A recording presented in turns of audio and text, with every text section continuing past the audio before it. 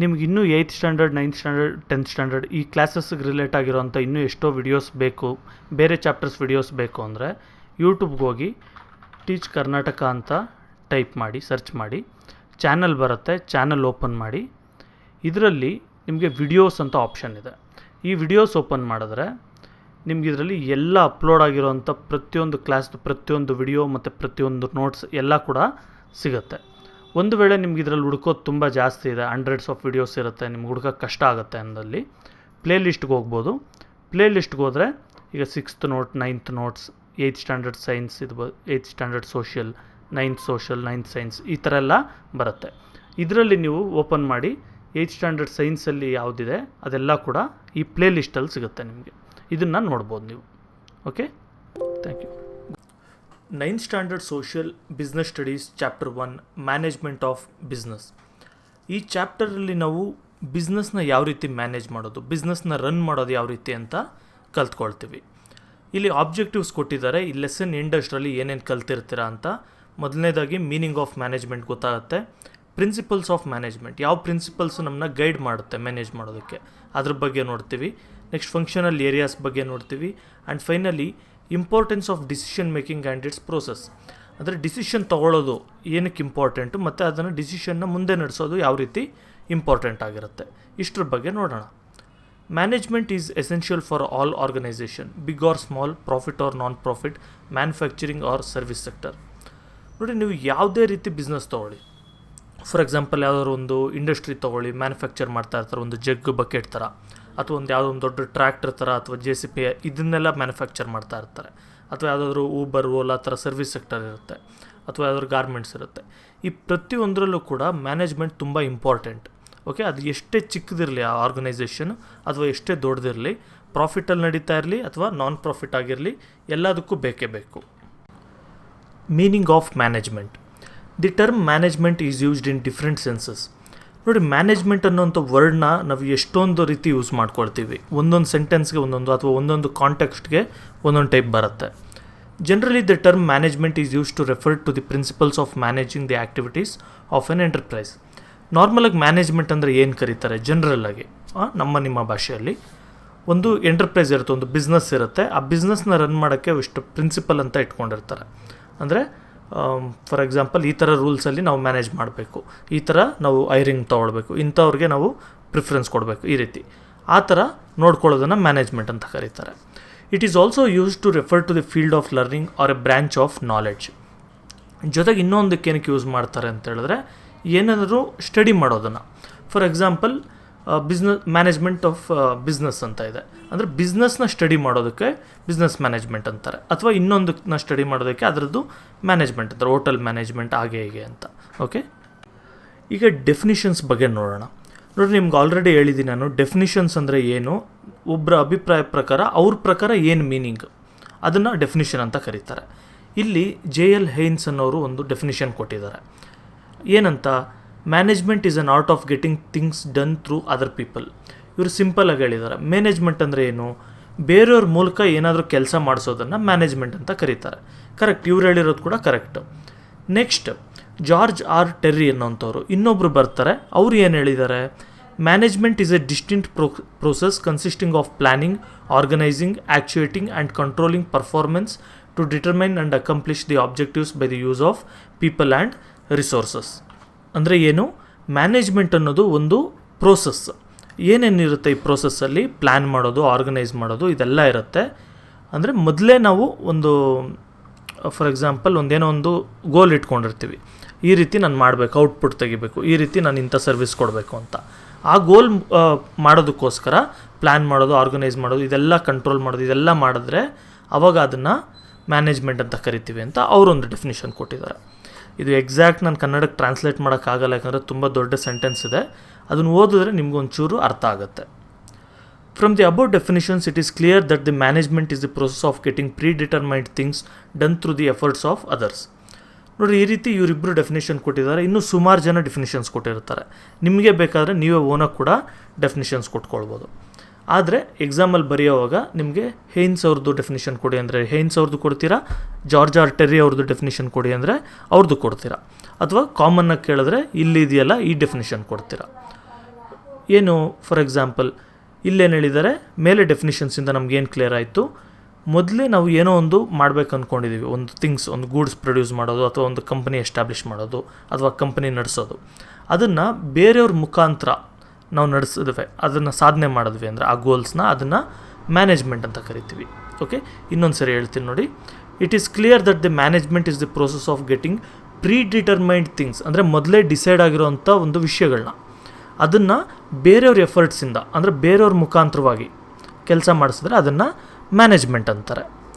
Management is the sum total of principal functions, namely ನೋಡಿ management ಅಂದರೆ total ಅದರಲ್ಲಿ ಏನೇನು ಇನ್ಕ್ಲೂಡ್ ಆಗಿರುತ್ತೆ ಅಂತ. ಪ್ಲ್ಯಾನಿಂಗ್, ನೀವು ಏನೇ ಮಾಡಬೇಕಾದ್ರೂ ಪ್ಲ್ಯಾನಿಂಗ್ ಬೇಕು. ಈಗ ನೀವು ಏನಾದರೂ ಓದ್ಕೊಳ್ತೀನಿ ಅಂತ ಹೇಳಿದ್ರು ಕೂಡ, ಓಕೆ ನಾನು 1 o'clock 2 o'clockವರೆಗೂ ಇಂಗ್ಲೀಷ್ ಓದ್ತೀನಿ ಅಥವಾ 3 o'clock 4 o'clockವರೆಗೂ ಸೋಷಿಯಲ್ ಓದ್ತೀನಿ ಅಂತ ಪ್ಲ್ಯಾನ್ ಮಾಡ್ತೀರಲ್ವ, ಅದೇ ರೀತಿ ಮ್ಯಾನೇಜ್ಮೆಂಟಲ್ಲಿ ಕೂಡ ಪ್ಲ್ಯಾನಿಂಗ್ ಇರುತ್ತೆ. ಜೊತೆಗೆ ಬಂದು ಆರ್ಗನೈಸಿಂಗ್, ಅಂದರೆ ಪ್ಲ್ಯಾನಿಂಗ್ ಮಾಡಿಬಿಟ್ರೆ ಆಗುತ್ತಾ, ಆರ್ಗನೈಸ್ ಮಾಡಬೇಕು. ಓಕೆ, ಇದನ್ನು ಯಾವ ರೀತಿ ಓದಬೇಕು, ಇದಕ್ಕೆ ಏನೇನು ಬುಕ್ಸ್ ಬೇಕು, ಅಥವಾ ಕಂಪ್ನಿಯಲ್ಲಿ ಅಂತ ಹೇಳಿದ್ರೆ ಆರ್ಗನೈಸ್ ಮಾಡೋದು ಯಾವ ರೀತಿ, ಓಕೆ ಈ ಡಿಪಾರ್ಟ್ಮೆಂಟ್ ಈ ಥರ, ಇದಕ್ಕೆ ಇವರು ಹೆಡ್ ಆಗಿರಬೇಕು, ಇವರು ಸೂಪರ್ವೈಸರ್ ಆಗಿರಬೇಕು, ಅವರು ಏನು ಕೆಲಸ ಮಾಡಿಸ್ಬೇಕು ಅದನ್ನು ಆರ್ಗನೈಸ್ ಮಾಡ್ತಾರೆ. ನೆಕ್ಸ್ಟು ಸ್ಟಾಫಿಂಗ್, ಅಂದರೆ ಜನಗಳನ್ನ ಹೈರ್ ಮಾಡ್ಕೊಳ್ಳೋದು, ಅಂದರೆ ಎಂಥವ್ರನ್ನ ನಾವು ಕೆಲಸಕ್ಕೆ ತೊಗೊಳ್ಬೇಕು, ಅವ್ರ ಹತ್ರ ಏನು ಕೆಲಸಕ್ಕೆ ಕೊಡಿಸ್ಬೇಕು. ಅಥವಾ ಓಕೆ ನಾನು ಅಡ್ಮಿನಿಸ್ಟ್ರೇಟಿವ್ ಪರ್ಪಸ್ಗೆ ಅಂತ ಕೆಲಸಕ್ಕೆ ತೊಗೊಂಡು ಅವ್ರನ್ನ ಪ್ರೊಡಕ್ಷನ್ಗೆ ಹಾಕ್ತಾ ಇರ್ತೀನಿ, ಅದೆಲ್ಲ ಸರಿ ಇರಲ್ಲ, ಅದಕ್ಕೆ ಅಂಥದನ್ನೆಲ್ಲ ನೋಡ್ಕೊಳ್ಳೋವಂಥದ್ದು. ಓಕೆ, ಆ್ಯಂಡ್ ಡೈರೆಕ್ಟಿಂಗ್ ಅಂದರೆ ಇದು ಒಂದು ರೀತಿ ಮ್ಯಾನೇಜ್ ಮಾಡೋದು ಅಂತಲೇ ಅಂದ್ಕೊಳ್ಳಿ. ಏನು ಕೆಲಸ ಆಗಬೇಕು ಅವ್ರ ಕಡೆಯಿಂದ ಅಂತ ಅವ್ರಿಗೆ ಹೇಳಿ ಮಾಡಿಸೋದು. ಓಕೆ, ನನಗೆ ಈ ಥರ ಪ್ರೊಡಕ್ಷನ್ ಈ ಥರ ಇನ್ಕ್ರೀಸ್ ಆಗಬೇಕು, ಈ ಥರ ಡಿಕ್ರೀಸ್ ಆಗಬೇಕು, ಕ್ವಾಲಿಟಿಯಲ್ಲಿ ಈ ಥರ ಕ್ವಾಲಿಟಿ ಯೂಸ್ ಮಾಡಿ, ಈ ಥರ ಕ್ವಾಲಿಟಿ ಯೂಸ್ ಮಾಡಿ, ಕಲರ್ ಈ ಥರ ಬೇಕು, ಈ ಥರ ಹೇಳಿ ಮಾಡಿಸೋವಂಥದ್ದು, ಇದು ಡೈರೆಕ್ಟಿಂಗ್.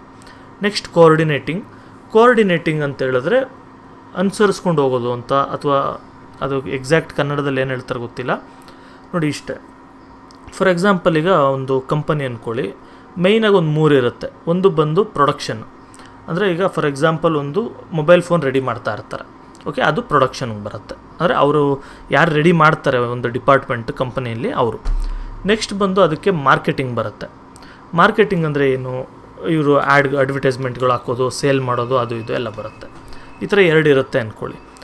ಈಗ ಇವರಿಬ್ಬರಿಗೂ ಕೋಆರ್ಡಿನೇಷನ್ ಹೊಂದಾಣಿಕೆ ಇಲ್ಲ ಅಂತ ಹೇಳಿದ್ರೆ ಏನಾಗುತ್ತೆ, ಇವರು ಯಾವುದೋ ಒಂದು ಮೊಬೈಲ್ ಹಳೆ ಕಲರ್ 1100 ಇದೆಯಲ್ಲ ಅದನ್ನು ಮ್ಯಾನುಫ್ಯಾಕ್ಚರ್ ಮಾಡ್ತಾ ಇರ್ತಾರೆ, ಆದರೆ ಇವರು ಅಡ್ವರ್ಟೈಸ್ಮೆಂಟಿಗೆ ಬಂದು ಐಫೋನ್ ಹಾಕ್ತಾ ಇರ್ತಾರೆ, ಅಂದರೆ ಅಲ್ಲಿಗೆ ಅವ್ರಿಗೆ ಲಿಂಕೇ ಇರಲ್ಲ, ಆ ರೀತಿ ಆಗಿಬಿಡುತ್ತೆ.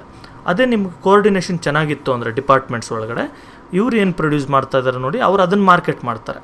ಅಥವಾ ಮಾರ್ಕೆಟಿಂಗಲ್ಲಿ ಇಂಥದ್ದು ಜಾಸ್ತಿ ಸೇಲ್ ಆಗುತ್ತೆ ಅಂತ ಹೇಳಿದ್ರು ಅಂದರೆ ಅಂಥ ಒಂದು ಪ್ರಾಡಕ್ಟ್ನ ಇವರು ರೆಡಿ ಮಾಡ್ತಾರೆ, ಈ ರೀತಿ ಕೋಆರ್ಡಿನೇಷನ್. ನೆಕ್ಸ್ಟ್ ಕಂಟ್ರೋಲಿಂಗ್ ಅಂದರೆ ಎಲ್ಲರನ್ನೂ ಕಂಟ್ರೋಲ್ ಮಾಡೋದು, ಎಲ್ಲ ಏನೇನು ನಡೀತಾ ಇದೆ ಏನೇನು ನಡೀತಾ ಇಲ್ಲ ಅದೆಲ್ಲ. For smooth and efficient management of business concern certain principles are necessary to be followed. ನೋಡಿ, ಯಾವುದಾದ್ರೂ ಒಂದು ಬಿಸ್ನೆಸ್ ನಡೆಸ್ತಾ ಇದ್ರಿ ಅಂತ ಹೇಳಿದ್ರೆ, ಒಂದು ಕಂಪನಿ ನಡೆಸ್ತಾ ಇದ್ರು ಅಂದರೆ ಅದರಲ್ಲಿ ಕೆಲವು ಪ್ರಿನ್ಸಿಪಲ್ಸ್ನ ಫಾಲೋ ಮಾಡಬೇಕು, ಆಗ ಮಾತ್ರ ಅದು ಮ್ಯಾನೇಜ್ಮೆಂಟ್ ಎಫಿಷಿಯೆಂಟಾಗಿ ನಡ್ಕೊಂಡು ಹೋಗುವಂಥದ್ದು. The following principles are suggested by Henri Fayol ಅನ್ನೋರು ಕೆಲವು ಪ್ರಿನ್ಸಿಪಲ್ಸ್ ಕೊಟ್ಟಿದ್ದಾರೆ. ಇದೇ ಇರಬೇಕು ಅಂತೇನಿಲ್ಲ, ಬೇರೆ ಚೇಂಜಸ್ ಕೂಡ ಆಗುತ್ತೆ, ಆದರೆ ಈಗ ಸದ್ಯಕ್ಕೆ ನಮಗೆ ಅಕಾಡೆಮಿಕ್ ಪರ್ಪಸ್ಗೆ, ಸ್ಟಡಿ ಪರ್ಪಸ್ಗೆ ಇಷ್ಟು ಮಾತ್ರ ಕನ್ಸಿಡರ್ ಮಾಡೋಣ. ಮೊದಲನೇದಾಗಿ ಡಿವಿಷನ್ ಆಫ್ ವರ್ಕ್, ಅಂದರೆ ಏನು, ಕೆಲಸನ ಡಿವೈಡ್ ಮಾಡೋದು, ನೀವು ಇದು ಮಾಡಿರಿ, ನೀವು ಈ ಕೆಲಸ ಮಾಡಿರಿ ಅಂತ. Work has to be divided among the employees, ಕೆಲಸನ ಜನಗಳ ಮಧ್ಯೆ ಯಾರ್ಯಾರು ಕೆಲಸಗಾರರು ಇದ್ದಾರೆ ಅವ್ರಿಗೆಲ್ಲರಿಗೂ ಡಿವೈಡ್ ಮಾಡಬೇಕು. The division of work leads to specialisation and efficiency. For example ಒಂದು ಗಾರ್ಮೆಂಟ್ ಮ್ಯಾನುಫ್ಯಾಕ್ಚರಿಂಗ್ ಯೂನಿಟ್ ಏನಾದರೂ ಇದೆ ಅಂದ್ಕೊಳ್ಳಿ, ಅಲ್ಲಿ ಏನು ಮಾಡ್ತಾರೆ, ಓಕೆ ಕಾಲರ್ ನೀನು ರೆಡಿ ಮಾಡಬೇಕು, ನೀನು ಅದರದ್ದು ಸ್ಲೀವ್ಸ್ ರೆಡಿ ಮಾಡಬೇಕು, ನೀನು ಅದಕ್ಕೆ ಬಟನ್ ಹಾಕಬೇಕು, ನೀನು ಐರನ್ ಮಾಡಬೇಕು, ಈ ರೀತಿ ಡಿವೈಡ್ ಮಾಡಿರ್ತಾರೆ. ಆವಾಗ ಏನಾಗುತ್ತೆ, ಒಂದು ಸ್ಪೆಷಲೈಸೇಷನ್ ಕ್ರಿಯೇಟ್ ಆಗುತ್ತೆ, ಎಫಿಷಿಯನ್ಸಿ ಇನ್ಕ್ರೀಸ್ ಆಗುತ್ತೆ. ಯಾವ ರೀತಿ, ಒಬ್ಬ ವ್ಯಕ್ತಿ ಕಾಲರ್ ರೆಡಿ ಮಾಡ್ತಾ ಇದ್ದ ಅಂತ ಹೇಳಿದ್ರೆ day to day collar ready ಮಾಡ್ತಾ ಇದ್ದ 1 week 1 month 1 year ಅಂದರೆ ಅವನು ಬೇಗ ಕೆಲಸ ಮಾಡೋಕ್ಕೆ ಸ್ಟಾರ್ಟ್ ಮಾಡ್ತಾನೆ. ಅದೇ ಎಲ್ಲ ಟೋಟಲಾಗಿ ಮಿಕ್ಸ್ ಮಾಡಿಬಿಟ್ಟು ನೀವು ಒಟ್ಟಿಗೆ ಹೊಲಿ ಅಂತ ಹೇಳಿದ್ರೆ ಟೋಟಲ್ ಶರ್ಟ್ನ ಅವನದು ಎಫಿಷಿಯನ್ಸಿ ಕಮ್ಮಿ ಆಗ್ತಾ ಹೋಗುತ್ತೆ. It minimises the wastage and ಮ್ಯಾಕ್ಸಿಮೈಸಸ್ the production and profit. ಇದು ವೇಸ್ಟೇಜ್ ಏನೇನಿರುತ್ತೆ, ಈಗ ಬಟ್ಟೆ ಕಟ್ ಮಾಡೋ ಹೋಗೋ ಅಷ್ಟೇ, ಒಬ್ಬನಿಗೆ ಕೊಟ್ಟರೆ ಅವ್ರು ಹೆಂಗಂದ್ರೆ ಹೆಂಗೆ ಕಟ್ ಮಾಡ್ತಾನೆ. ಅದೇ ನೀವು ಈ ಥರ ರೆಡಿ ಮಾಡಿಕೊಟ್ಟು ಒಂದು ಪ್ರೊಡಕ್ಷನ್ ಲೈನ್ ಥರ ಎಸ್ಟಾಬ್ಲಿಷ್ ಮಾಡಿದ್ರೆ ಆಗ ಪ್ರೊಡಕ್ಷನ್ ಕೂಡ ಇನ್ಕ್ರೀಸ್ ಆಗುತ್ತೆ ಮತ್ತು ವೇಸ್ಟೇಜ್ ಕೂಡ ಕಮ್ಮಿ ಆಗುತ್ತೆ, ಇಂಟರ್ನ್ ಪ್ರಾಫಿಟ್ ಕೂಡ, ಲಾಭ ಕೂಡ ಜಾಸ್ತಿ ಆಗುವಂಥದ್ದು. This principle can be adapted at all levels of the organisation. ಇದನ್ನು ಬರೀ ನಾನು ಪ್ರೊಡಕ್ಷನ್ ಲೈನಲ್ಲಿ ಮಾತ್ರ ಅಲ್ಲ, ಪ್ರತಿಯೊಂದು ಲೆವೆಲಲ್ಲೂ ಕೂಡ ಇದನ್ನು ಅಡಾಪ್ಟ್ ಮಾಡ್ಕೊಳ್ಬೋದು. ಈಗ ಕಂಪ್ನಿಯಲ್ಲೂ ಅಷ್ಟೇ, ಬೇಕಾದ್ರೆ ನೀವು ನೋಡ್ಬೋದು HR ಇರ್ತಾರೆ, ಅವರೇನು ಕೆಲಸಕ್ಕೆ ತೊಗೊಳ್ಳೋದು, ಇಶ್ಯೂ ರಿಸಾಲ್ವ್ ಮಾಡೋದು ಇಷ್ಟೇ ಮಾಡ್ತಾ ಇರ್ತಾರೆ. ಅಥವಾ ಇನ್ನೊಬ್ರು ಇರ್ತಾರೆ, ಅವರು ಪ್ರೊಡಕ್ಷನ್ ಲೈನ್ನ ನೋಡ್ಕೊಳ್ಳೋಂಥ ಸೂಪರ್ವೈಸರ್ ಆಗಿರ್ತಾರೆ. ಇನ್ನೊಬ್ಬರು ಮಾರ್ಕೆಟಿಂಗ್, ಈ ಥರ ಗ್ರೂಪ್ಸ್ ಮಾಡಿ ಅವ್ರಿಗೆ ಡಿವೈಡ್ ಮಾಡಿರ್ತಾರೆ ವರ್ಕ್. ನೀವು ಇದು ಮಾಡಬೇಕು, ನೀವು ಇದು ಕೆಲಸ ಮಾಡಬೇಕು ಅಂತ. ಆಗ ತುಂಬ ಈಸಿ ಆಗುತ್ತೆ, ಸ್ಮೂತಾಗಿ ಫ್ಲೋ ಆಗುತ್ತೆ ವರ್ಕ್. Authority and responsibility. ಯಾರು ಅಥಾರಿಟಿ ಆಗಿರ್ತಾರೆ ಅದರ ಬಗ್ಗೆ. This principle refers to the authority and responsibility which are in the combination of official authority and personal responsibility. ನೋಡಿ, ಏನು ಅಥಾರಿಟಿ ಅಂತ ಹೇಳಿದ್ರೆ ಅಧಿಕಾರ. ಯಾರು ಏನು ಕೆಲಸಕ್ಕೆ ಅವ್ರಿಗೆ ಅಧಿಕಾರ ಕೊಟ್ಟಿದ್ದಾರೆ, ಓಕೆ, ಇಂಥವ್ರನ್ನ ಯಾರಾದರೂ ಕೆಲಸದಿಂದ ತೆಗಿಬೇಕಾ ಅಥವಾ ಕೆಲಸಕ್ಕೆ ಹೈರ್ ಮಾಡ್ಕೊಳ್ಬೇಕಾ, ಇಂಥ ಡಿಸಿಷನ್ ಯಾರು ಮಾಡ್ತಾರೆ, ಆ ಅಥಾರಿಟಿ ಕೊಡೋದು. ರೆಸ್ಪಾನ್ಸಿಬಿಲಿಟಿ ಬಂದು ಅದರಲ್ಲಿ ಏನಾದರೂ ಮಿಸ್ಟೇಕ್ ಆಯಿತು ಅಂದರೆ ಯಾರು ರೆಸ್ಪಾನ್ಸಿಬಲ್ ಅದಕ್ಕೆ. ಓಕೆ, ಪ್ರೊಡಕ್ಷನ್ ಲೈನಲ್ಲಿ ಏನಾದರೂ ಆಯಿತಾ, ಅಥವಾ ಮಾರ್ಕೆಟಿಂಗಲ್ಲಿ ಏನಾದರೂ ಆಯಿತಾ, ಅಥವಾ ಹೈರಿಂಗಲ್ಲಿ ಆಯಿತಾ, ಅದನ್ನು ಅವ್ರು ರೆಸ್ಪಾನ್ಸಿಬಲ್ ಆಗಿ ಫೀಲ್ ಆಗೋದು. These two are always in combination. ಅದು ಕೊಟ್ಟಿಲ್ಲ, ಇವೆರಡೂ ಬಂದು ನಾರ್ಮಲಾಗಿ ಕಾಂಬಿನೇಷನಲ್ಲೇ ಇರುತ್ತೆ. ಅಂದರೆ ಒಂದು ಅಥಾರಿಟಿ ಕೊಟ್ಟಿದ್ದಾರೆ ಅಂದರೆ ಅದರಲ್ಲಿ ಏನಾದರೂ ಆಗೋಗೋಗಳಿಗೆ ಇವರೇ ಜವಾಬ್ದಾರಿ ಆಗಿರ್ತಾರೆ, ಆಯಿತಾ, ಆ ರೀತಿ. Both are compounded with intelligence, experience, past experience, moral worth etcetera. ಇದರಲ್ಲಿ ಇಂಟೆಲಿಜೆನ್ಸ್ ಬೆಳೀತಾ ಎಕ್ಸ್ಪೀರಿಯನ್ಸ್ ಜಾಸ್ತಿ ಆಗ್ತಾ ಅಥಾರಿಟಿನೂ ಜಾಸ್ತಿ ಆಗುತ್ತೆ, ಮತ್ತು ರೆಸ್ಪಾನ್ಸಿಬಿಲಿಟಿ ಕೂಡ ಜಾಸ್ತಿ ಆಗೋವಂಥದ್ದು. ನೆಕ್ಸ್ಟ್ ಬಂದು ಡಿಸಿಪ್ಲಿನ್. ಡಿಸಿಪ್ಲಿನ್ ಆಲ್ರೆಡಿ ನಿಮಗೆಲ್ಲ ಗೊತ್ತೇ ಇರುತ್ತೆ ಮೀನಿಂಗ್ ಏನು ಅಂತ. ಇಲ್ಲಿ ಏನು ಬರುತ್ತೆ ಡಿಸಿಪ್ಲಿನಲ್ಲಿ? This principle refers to the managerial authority and constructive discipline among the officials and subordinates at all levels. ಈ ಪ್ರಿನ್ಸಿಪಲ್ಸ್ ಏನು ಹೇಳುತ್ತೆ ಅಂತ ಹೇಳಿದ್ರೆ, ಮ್ಯಾನೇಜರಿಯಲ್ ಅಥಾರಿಟಿ ಮತ್ತು ಕನ್ಸ್ಟ್ರಕ್ಟಿವ್ ಡಿಸಿಪ್ಲಿನ್, ಅಂದರೆ ಆಫೀಸಲ್ಲಿ ಯಾವ ರೀತಿ ಇರಬೇಕು, ಡ್ರೆಸ್ ಕೋಡ್, ಅವೆಲ್ಲ ಕೂಡ ಬರುತ್ತೆ. ಇದು ತುಂಬ ವೇಗಾಗಿದೆ ಡಿಸಿಪ್ಲಿನ್ ಅನ್ನೋದು. ಆಫೀಸಲ್ಲಿ ಏನಿರುತ್ತೆ ಡಿಸಿಪ್ಲಿನ್ ಅಂದರೆ, ಓಕೆ, ಇಂಥ ಟೈಮ್ಗೆ ಬರಬೇಕು, ಈ ಥರ ಕೆಲಸ ಮಾಡಬೇಕು, ಇಷ್ಟೊತ್ತಿಗೆ ಹೋಗಬೇಕು, ಈ ಥರ ಡ್ರೆಸ್ ಕೋಡ್ ಇದೆ, ಈ ರೀತಿಯೇ ಕೆಲಸ ಮಾಡಬೇಕು, ಈ ಥರ ಔಟ್ಪುಟ್ ಕೊಡಬೇಕು, ಅವೆಲ್ಲ. It guarantees the fulfilment of objective set by the management. ಒಂದು ಡಿಸಿಪ್ಲಿನಿಂದ ಇದ್ದರು ಅಂತೇಳಿದ್ರೆ, ಈ ಮ್ಯಾನೇಜ್ಮೆಂಟ್ ಅವರು ಏನು ಆಬ್ಜೆಕ್ಟಿವ್ಸ್ ಇಟ್ಟಿರ್ತಾರೆ ಅಂದರೆ, ಓಕೆ, ಇಷ್ಟು ಪ್ರೊಡಕ್ಷನ್ ಮಾಡಬೇಕು, ನಾನು ಒಂದು 1000 ಸೆಲ್ ಫೋನ್ ರೆಡಿ ಮಾಡಬೇಕೀಗ ಈ ಮಂತಲ್ಲಿ. ಆ 1000 ಮಾಡಬೇಕು ಅಂದರೆ ಈ ಡಿಸಿಪ್ಲಿನ್ ಇದ್ದರೆ ಮಾತ್ರ ಆಗುತ್ತೆ, ಇಲ್ಲಾಂದರೆ ಬರೀ 900 ಆಗುತ್ತೆ, ಆ ರೀತಿ. The discipline required by the superior should be clear and fair. Okay, ಈ ಥರ ಡಿಸಿಪ್ಲಿನ್ ಇದೆ, ಓಕೆ, ಡಿಸಿಪ್ಲಿನಾಗಿ ಇರಬೇಕು, ನಾವು ಈ ಕೆಲಸ ಇವಾಗೆ ಮಾಡಬೇಕು, ಆ ಥರ ಎಲ್ಲ ಇದೆ, ಓಕೆ. ಇದು ಕ್ಲಿಯರ್ ಮತ್ತು ಫೇರಾಗಿ ಕೂಡ ಇರಬೇಕು. ಕ್ಲಿಯರ್ ಅಂದರೆ ಕನ್ಫ್ಯೂಷನ್ ಆಗೋ ಥರ ಇರಬಾರ್ದು, ಕ್ಲಿಯರ್ ಕಟ್ಟಾಗಿರಬೇಕು. ಫೇರ್ ಅಂದರೆ ನ್ಯಾಯವಾಗಿರಬೇಕು. ಓಕೆ, ನಾನು ಫುಲ್ ಡಿಸಿಪ್ಲಿನ್ ಆಗಿರಬೇಕು, ನೀನು ಆ ಕಡೆ ಈ ಕಡೆ ತಿರುಗಬಾರ್ದು, ನೀನು ಪಕ್ಕದವ್ರ ಹತ್ರ ಮಾತಾಡಲೂಬಾರ್ದು, ನೀನು ಉಸಿರು ಕೂಡ ಇದೇ ಥರ ಆಡಬೇಕು, ಆ ಥರ ಎಲ್ಲ ಇಡೋ ಹಾಗಿಲ್ಲ, ಅದು ಫೇರ್ ಅಲ್ಲ ಅದು. ಓಕೆ, ಡಿಸಿಪ್ಲಿನ್ ಅಂದರೆ ಏನಿರಬೇಕು, ನೀನು ಕೆಲಸಕ್ಕೆ ತೊಂದರೆ ಆಗದೆ ನೀನೇನಾದರೂ ಮಾಡು, ನಿನ್ನ ಪಕ್ಕದಲ್ಲಿ ಅವಾಗ ಒಂದು 5 ಮಿನಿಟ್ಸ್ ಬ್ರೇಕ್ ತೊಗೊಳ್ಬೋದು, ಇಲ್ಲ ಅಂತ ಹೇಳೋಗಿಲ್ಲ, ಅದೆಲ್ಲ ಕೂಡ ಬರುತ್ತೆ. ಆದರೆ ನೀನು ಎಲ್ಲೂ ಬ್ರೇಕೇ ತೊಗೊಳ್ಬಾರ್ದು, ಊಟಕ್ಕೆ ಕೂಡ ಹೋಗಬಾರ್ದು, ಬೆಳಗ್ಗೆ 9 o'clock ಬಂದರೆ ಸಂಜೆ 7 o'clockವರೆಗೂ ಕಂಟಿನ್ಯೂಸಾಗಿ ಕೆಲಸ ಮಾಡ್ತಾನೆ ಇರಬೇಕು, ಆ ರೀತಿ ಡಿಸಿಪ್ಲಿನ್ ಇರಬಾರ್ದು. ಅಂದರೆ ಒಂದು ಕ್ಲಿಯರ್ ಮತ್ತು ಫೇರ್ ಆಗಿರೋವಂಥದ್ದು. It also includes the judicious application of penalties. Once ಅಥವಾ ಯಾವಾಗಾದರೂ ಒಂದೊಂದು ಸರಿ ಈ ಡಿಸಿಪ್ಲಿನ್ನ ಮೀರಿದ್ರು ಅಂದ್ಕೊಳ್ಳಿ. ಫಾರ್ ಎಕ್ಸಾಂಪಲ್ 9 o'clock ಬರಬೇಕಾಗಿರೋರು 10 o'clock ಬಂದರು, ಅಥವಾ ಪ್ರೊಡಕ್ಷನಲ್ಲಿ ಇವರಿಂದ ಏನಾದರೂ ಕೆಲಸ ನಿಲ್ತು, ಆವಾಗ ಏನು ಮಾಡ್ತಾರೆ, ಒಂಚೂರು ಪೆನಾಲ್ಟೀಸ್ ಇರುತ್ತೆ. ಓಕೆ, ನಿಮ್ಮದು ಸ್ಯಾಲ್ರಿ ಲಿಸ್ಟ್ ಕಟ್ ಮಾಡ್ತೀವಿ, ಈ ಥರ ನಿಮಗೆ ಒಂದು ವಾರ್ನಿಂಗ್ ಕೊಡ್ತೀವಿ. ಯಾರು ಸ್ಯಾಲ್ರಿ ಕಟ್ ಮಾಡೋದಕ್ಕೆ ಕೆಲಸದಿಂದ ತೆಗಿಯೋಕ್ಕೆ ಹೋಗಲ್ಲ, ಸ್ಟಾರ್ಟಿಂಗಲ್ಲಿ ವಾರ್ನಿಂಗ್ ಕೊಡ್ತಾರೆ, ನಿಮ್ಮದು ಫಸ್ಟ್ ವಾರ್ನಿಂಗ್ ಇದೆ, ಸೆಕೆಂಡ್ ವಾರ್ನಿಂಗ್ ಇದೆ, ಇದನ್ನು ನೋಡ್ಕೊಳ್ಳಿ ಅಂತ. ನೆಕ್ಸ್ಟ್ 4th ಪಾಯಿಂಟ್ ಇದೆ, ಯೂನಿಟಿ ಇನ್ ಕಮ್ಯಾಂಡ್. ಅಂದರೆ ಕಮ್ಯಾಂಡ್ ಸ್ಟ್ರಕ್ಚರ್ ಕರೆಕ್ಟಾಗಿರಬೇಕು ಅಂತ. ಫಾರ್ ಎಕ್ಸಾಂಪಲ್ ನೋಡಿ, ಇಲ್ಲಿ ಏನು ಕೊಟ್ಟಿದ್ದಾರೆ ನೋಡೋಣ. This is the principle that an employee should receive orders from only one superior.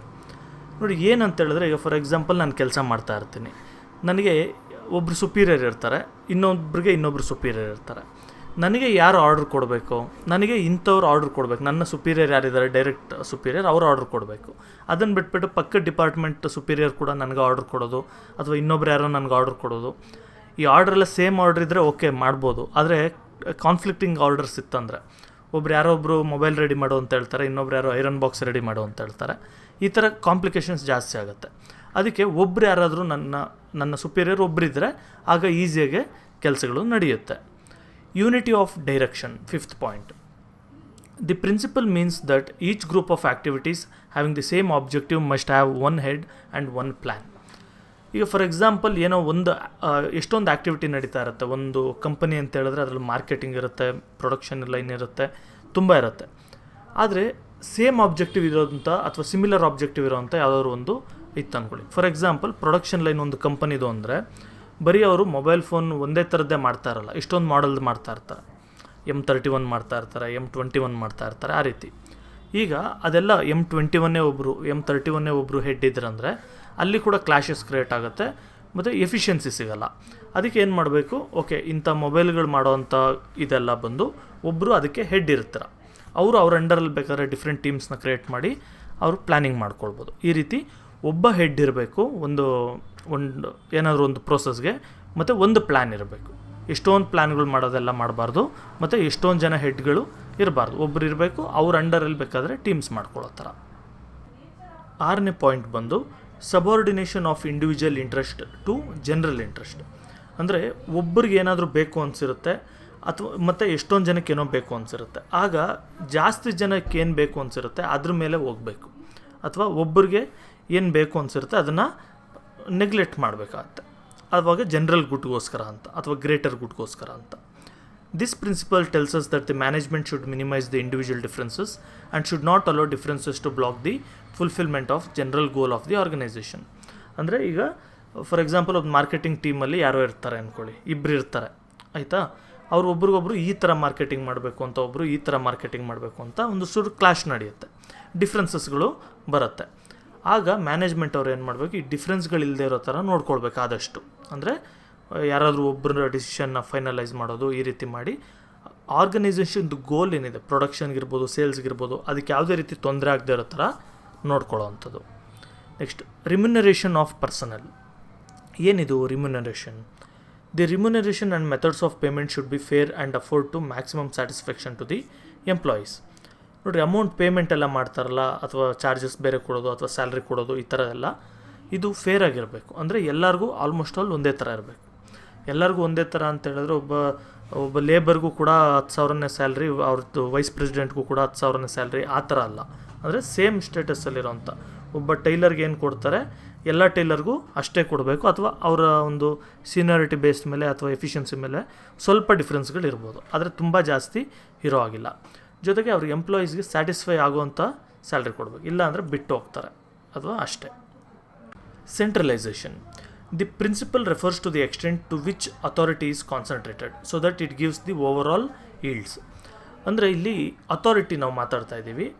Authority ಯಾರ ಹತ್ರ ಇರುತ್ತೆ? ಫಾರ್ ಎಕ್ಸಾಂಪಲ್ ಮೇಯ್ನ್ ಯಾರು ಇರ್ತಾರೆ ಒಂದು ಕಂಪನಿಗೆ, ಅವ್ರು MD ಇರ್ತಾರೆ ಅಥವಾ ಡೈರೆಕ್ಟರ್, ಅಥವಾ ಇನ್ನೊಂದು ಕಂಪ್ನಿಯಲ್ಲಿ ಪ್ರೊಪ್ರೈಟರ್ ಇದ್ದರೆ ಪ್ರೊಪ್ರೈಟರ್. ಆ ಥರ ಹೆಡ್ ಯಾರು ಇರ್ತಾರೆ ಅದು ಕ್ಲಿಯರ್ಲಿ ಡಿಫೈನ್ ಆಗಿರಬೇಕು. ಮತ್ತು ಎಲ್ಲ ಪವರ್ಸ್ ಕೂಡ ಅವ್ರ ಹತ್ರ ಸೆಂಟ್ರಲೈಸ್ ಆಗಬೇಕು. ಅಂದರೆ ನೀವು ಏನಾದರೂ ಡಿಸಿಷನ್ ತೊಗೊಳ್ಳಿ, ಏನಾದರೂ ಮಾಡಿ, ಲಾಸ್ಟಿಗೆ ಫೈನಲ್ ಅಪ್ರೂವಲ್ ಅವ್ರದ್ದೇನೆ. ಅವ್ರೇನಾದರೂ ಡಿಸಿಷನ್ ಬೇಡ ಅಂತ ಹೇಳಿದ್ರೆ ಅದನ್ನು ಎಲ್ಲರೂ ಕ್ಯಾನ್ಸಲ್ ಮಾಡ್ಕೊಳ್ಬೇಕು. ಈ ಥರ ಆದಾಗ ಒಂದೇ ಡೈರೆಕ್ಷನಲ್ಲಿ ಹೋಗೋದಕ್ಕೆ ತುಂಬ ಹೆಲ್ಪ್ ಆಗುತ್ತೆ. ಈಗ ಬಂದು ಸ್ಕೇಲಾರ್ ಚೈನ್ ಅಂತ. The principle means that the every enterprise should have graded authority or superior subordinate relationship. ಅಂದರೆ ಯಾರಿಗೆ ಅಥಾರಿಟಿ, ಯಾರಿಗೆ ರಿಪೋರ್ಟ್ ಮಾಡ್ಕೊಳ್ಬೇಕು, ಅಥವಾ ಸುಪೀರಿಯರ್ ಯಾರು, ಸಬಾರ್ಡಿನೇಟ್ ಯಾರು, ಅದು ಕ್ಲಿಯರ್ಲಿ ಡಿಫೈನ್ ಆಗಿರಬೇಕು. The range of authority and responsibility of superiors in relation to the subordinates at various level should be clearly defined. ನೋಡಿ, ಇದಕ್ಕೊಂದು ಫ್ಲೋ ಚಾರ್ಟ್ ಟೈಪ್, ಒಂದು ಚಾರ್ಟ್ ಟೈಪ್ ಮಾಡಿದ್ದೀನಿ. ಒಬ್ಬರು ಹೆಡ್ ಇರ್ತಾರೆ ಅಂದ್ಕೊಳ್ಳಿ, ಟೋಟಲ್ ಕಂಪನಿಗೆ ಒಬ್ಬರು ಹೆಡ್ ಇರ್ತಾರೆ. ಅವ್ರ ಅಂಡರಲ್ಲಿ 3 ಜನ ಮ್ಯಾನೇಜರ್ಸ್ ಇರ್ತಾರೆ. For example manager 1, manager 2 and manager 3. ಈಗ ಇವ್ರ ಮ್ಯಾನೇಜರ್ 1 ಅಂಡರಲ್ಲಿ 3 ಜನ ಸೂಪರ್ವೈಸರ್ಸ್ ಇರ್ತಾರೆ, ABC ಆ್ಯಂಡ್ ABC, ಈ ಥರ ಎಷ್ಟೊಂದು ಜನ ಇರ್ತಾರೆ. ಈಗ ಇವರು ಯಾರಿಗೆ ರಿಪೋರ್ಟ್ ಮಾಡಬೇಕು, ಆಗಲೇ ಹೇಳಿದ್ನಲ್ಲ ನಾನು, ಆ ಥರ ಕ್ಲಿಯರ್ಲಿ ಡಿಫೈನ್ ಆಗಿರಬೇಕು. ಮತ್ತು ಇವ್ರ ರೋಲ್ಸ್ ಏನು, ಮ್ಯಾನೇಜರ್ 1 ಕೆಲಸ ಏನು, ಮತ್ತು ಇವ್ರ ಹತ್ರ ಕೆಲಸ ಮಾಡಿಸೋದು, ಇವ್ರ ಹತ್ರ ಏನು ಕೆಲಸ ಮಾಡಿಸ್ಬೇಕು ABC ಹತ್ರ, ಈ ರೀತಿ.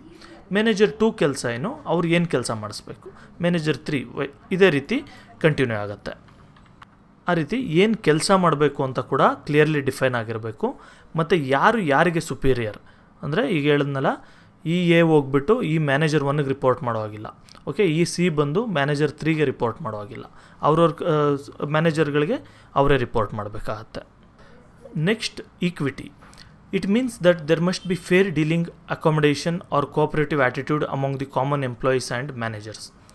ನೋಡಿ, ಅಂದರೆ ಈಗ ಏನೇನು ಕೆಲಸದವ್ರು ಮಾಡ್ತಾ ಇರ್ತಾರೆ ಅವ್ರಲ್ಲೊಬ್ರು ಕೋಆಪ್ರೇಷನ್ ಕೊಡ್ತಾ ಇರಬೇಕು, ಮತ್ತು ಯಾರಿಗೂ ಅನ್ಯಾಯ ಆಗ್ತಾ ಇರಬಾರ್ದು, ಎಲ್ಲರನ್ನೂ ಕೂಡ ಈಕ್ವಿಟಿ ಬೇಸ್ಡ್ ಮೇಲೆ ಟ್ರೀಟ್ ಮಾಡಬೇಕು. ಆ ರೀತಿ. Stability of security to personnel. ಏನಿದು stability? The management must assure security of job to the personnel. ಈಗ ಅಲ್ಲಿ ಕೆಲಸ ಮಾಡ್ತಾ ಇರ್ತಾರಲ್ಲ ಒಬ್ಬರು ಯಾರಾದರೂ ವ್ಯಕ್ತಿ, ಅವ್ರಿಗೆ ಜಾಬ್ ಸೆಕ್ಯೂರಿಟಿ ಕೊಡಬೇಕು. ಈಗ ಯಾರೋ ಒಬ್ಬರು ಚಿಕ್ಕ ವಯಸ್ಸಿಂದ ಕೆಲಸ ಮಾಡ್ತಾ ಇರ್ತಾರೆ, 25 ವರ್ಷ ಬಂದಿದ್ದರಿಂದ ಒಂದು ಕಂಪ್ನಿಯಲ್ಲಿ ಜಾಯ್ನ್ ಆಗ್ತಾರೆ, ಕೆಲಸ ಮಾಡ್ತಾ ಇರ್ತಾರೆ. ಈಗ ಒಂದು 45-50 ವರ್ಷ ಆಯಿತು. ಈಗ ಅವರು ಅಷ್ಟು ಕೆಲಸ ಮಾಡೋಕ್ಕಾಗ್ತಾಯಿಲ್ಲ, ಅಥವಾ ನಮ್ಗೆ ಇನ್ನೂ ಚೆನ್ನಾಗಿ ಕೆಲಸ ಮಾಡೋರು ಯಾರೋ ಸಿಕ್ಕಿದ್ರು ಅಂತ ಅವ್ರನ್ನ ತೆಗೆದುಬಿಟ್ರು ಅಂದ್ಕೊಳ್ಳಿ. ಆಗ ಆ ಫ್ಯಾಮಿಲಿ ಏನು ಮಾಡಬೇಕು? ಕೆಲಸ ಇಲ್ಲದೆ ಇರೋದ್ರ ಆದರೆ ಅವ್ರು ಬೇರೆ ಕಡೆ ಕೆಲಸ ನೋಡೋಕ್ಕಾಗತ್ತಾ 45-50 ಇಯರ್ಸಲ್ಲಿ? ಅದು ತುಂಬ ಪ್ರಾಬ್ಲಮ್ ಆಗುತ್ತೆ. ಆಗ ಏನು ಮಾಡ್ತಾರೆ ಅವರು, ಅಷ್ಟು ಚೆನ್ನಾಗಿ ಕೆಲಸ ಮಾಡೋಕ್ಕೆ ಹೋಗಲ್ಲ ಒಂದು ಕಂಪ್ನಿಯಲ್ಲಿದ್ದಾಗ. ನನಗೆ ನೆಕ್ಸ್ಟ್ ಏನಾಗುತ್ತೋ ಅಂದ್ಬಿಟ್ಟು ಇಲ್ಲಿಂದ ಬಿಟ್ಟು ಬೇರೆ ಕಡೆ ಹೋಗಿ ಜಾಯ್ನ್ ಆಗೋದು, ಅಥವಾ ಇಲ್ಲೇ ಕೆಲಸ ಮಾಡ್ತಾ ಸ್ವಲ್ಪ ಇಲ್ಲಿ ಕೆಲಸ ಮಾಡ್ಕೊಂಡು ಬೇರೆ ಕಡೆ ಡೈವರ್ಷನ್ ತೊಗೊಳ್ಳೋದು, ಇದೆಲ್ಲ ನಡೆಯುತ್ತೆ. ಅದೇ ಅವ್ರಿಗೆ ಜಾಬ್ ಸೆಕ್ಯೂರಿಟಿ ಇತ್ತು ಅಂದ್ಕೊಳ್ಳಿ, ನನಗೆ 60 ವರ್ಷ ಆದವರೆಗೂ ಇವರು ಜಾಬ್ದು ನನಗೇನು ತೊಂದರೆ ಇಲ್ಲ ಅಂತ, ಆಗ ಅವರು ತುಂಬ ಇಂಡಲ್ಜ್ ಆಗಿ ಕೆಲಸ ಮಾಡ್ತಾರೆ, ಚೆನ್ನಾಗಿ ಕೆಲಸ ಮಾಡೋಕ್ಕೆ ನೋಡ್ತಾರೆ. Instability of job as both cause and effect of the bad management. Instability ಬಂದು ಕೆಲವು ಸರಿ ಮ್ಯಾನೇಜ್ಮೆಂಟ್ ಅವರು ಕೂಡ ಬ್ಯಾಡ್ ಮ್ಯಾನೇಜ್ಮೆಂಟ್ ಮಾಡೋದ್ರಿಂದ ನಡೆಯುತ್ತೆ. ಅಂದರೆ ಒಂದು ಕಂಪನಿ ಬಾಸ್ ಯಾರು ಇರ್ತಾರೆ ಅವ್ರು ಸರಿಯಾಗಿ ನೋಡದೇ ಇರೋದ್ರಿಂದ ಅಲ್ಲಿ ಲೇ ಆಫ್ ಮಾಡಬೇಕಾಗತ್ತೆ. ಅಂದರೆ ಅವ್ರಿಗೆ ಪ್ರಾಫಿಟ್ಸ್ ಇಲ್ಲ ಅಂದರೆ ಏನು ಮಾಡ್ತಾರೆ, ಅವರು ಲೇ ಆಫ್ ಮಾಡಬೇಕು. ಆ ರೀತಿ ಪ್ರಾಫಿಟ್ ಬರೋ ಹಾಗೆ ಮ್ಯಾನೇಜ್ಮೆಂಟ್ ಕೂಡ ನೋಡ್ಕೊಳ್ಬೇಕು, ವರ್ಕರ್ಸ್ ಕೂಡ ನೋಡ್ಕೊಳ್ಬೇಕು. The quick labour turn over will result in bad management. ಒಂದು ವೇಳೆ ಏನಾಗ್ಬಿಡುತ್ತೆ, ಈ ಕೆಲಸದವರು ಅಷ್ಟೇ ಬಂದು ಜಾಯ್ನ್ ಆಗ್ತಾರೆ, 6 ತಿಂಗಳಿಗೆ ಬಿಟ್ಟು ಹೋಗ್ತಾರೆ, ಬಂದು ಜಾಯ್ನ್ ಆಗ್ತಾರೆ, 1 ವೀಕ್ ಬಿಟ್ಟು ಹೋಗ್ತಾರೆ, ಈ ಥರ ಆಗ್ತಾಯಿತ್ತು ಅಂದ್ಕೊಳ್ಳಿ.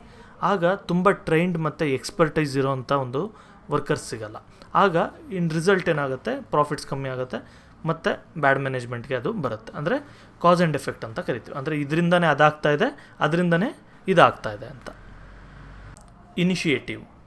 The initiative is one of the key ಸ್ಯಾಟಿಸ್ಫ್ಯಾಕ್ಷನ್ಸ್. The management should have the capacity to think out original plans and execute them with full discretion. ನೋಡಿ, ಇನಿಷಿಯೇಟಿವ್ ಅಂತ ಹೇಳಿದ್ರೆ ಯಾವುದೋ ಒಂದು ಚಾನ್ಸ್ ಸಿಕ್ತು ಅಂದ್ಕೊಳ್ಳಿ, ಇಮ್ಮಿಡಿಯೇಟಾಗಿ ಅದನ್ನು ಮೊಬಿಲೈಸ್ ಮಾಡಿ ಅದನ್ನು ಒಂದು ಆಪರ್ಚುನಿಟಿಯಾಗಿ ಕ್ರಿಯೇಟ್ ಮಾಡ್ಕೊಳ್ಳೋದು. ಫಾರ್ ಎಕ್ಸಾಂಪಲ್, ಈಗ ಒಂದು ಗಾರ್ಮೆಂಟ್ ಫ್ಯಾಕ್ಟ್ರಿ ನಡೀತಾ ಇತ್ತು, ಕೋವಿಡ್ ಬಂತು, ಈಗ ಕೊರೋನಾ ಬಂತು. ಇಮಿಡಿಯೇಟಾಗಿ ಏನು ಮಾಡಿದ್ರು, ಒಳ್ಳೆ ಮ್ಯಾನೇಜ್ಮೆಂಟ್ ಇರೋಂಥವರೆಲ್ಲ ಇಮಿಡಿಯೇಟಾಗಿ ಬಟ್ಟೆ ಹೊಲಿಯೋದು ಸ್ಟಾಪ್ ಮಾಡಿಬಿಟ್ಟು ಮಾಸ್ಕ್ ಹೊಲಿಯೋಕ್ಕೆ ಸ್ಟಾರ್ಟ್ ಮಾಡಿಬಿಟ್ರು. ಯಾಕಂದರೆ ಅದರಲ್ಲಿ ತುಂಬ ಪ್ರಾಫಿಟ್ ಇತ್ತು. ಈ ರೀತಿ ಒಂದು ಮ್ಯಾನೇಜ್ಮೆಂಟ್ ಏನು ಮಾಡಬೇಕು, ಒರಿಜಿನಲ್ ಪ್ಲ್ಯಾನ್ಸ್ನ ಥಿಂಕ್ ಔಟ್ ಮಾಡಿ ಅದನ್ನು ಫುಲ್ ಡಿಸ್ಕ್ರಿಷನಿಂದ ಅದನ್ನು ಎಕ್ಸಿಕ್ಯೂಟ್ ಮಾಡೋ ಒಂದು ಕೆಪಾಸಿಟಿ ಬೆಳೆಸ್ಕೊಳ್ಬೇಕು. ಮತ್ತು ಯಾವುದಾದ್ರು ಚಾನ್ಸ್ ಸಿಕ್ತು ಅಂತ ಹೇಳಿದ್ರೆ ಅದನ್ನು ಯುಟಿಲೈಸ್ ಮಾಡ್ಕೊಳ್ಳೋ ಕೆಪಾಸಿಟಿ ಕೂಡ ಇರಬೇಕಾಗತ್ತೆ. ನೆಕ್ಸ್ಟ್ ಬಂದು ಸ್ಪಿರಿಟ್ ಡಿ ಕಾರ್ಪ್ಸ್ ಅಂತ. ಇದು ಫ್ರೆಂಚ್ ಅಥವಾ ಲ್ಯಾಟಿನ್ ವರ್ಡ್ ಇರ್ಬೋದು, ನನಗಷ್ಟು ಗೊತ್ತಿಲ್ಲ. It is based on the principle unity is strength. ಇದರ ಅರ್ಥ ಇಷ್ಟೇ, ಯೂನಿಟಿ ಈಸ್ ಸ್ಟ್ರೆಂತ್, ಒಗ್ಗಟ್ಟಿನಲ್ಲಿ ಬಲವಿದೆ.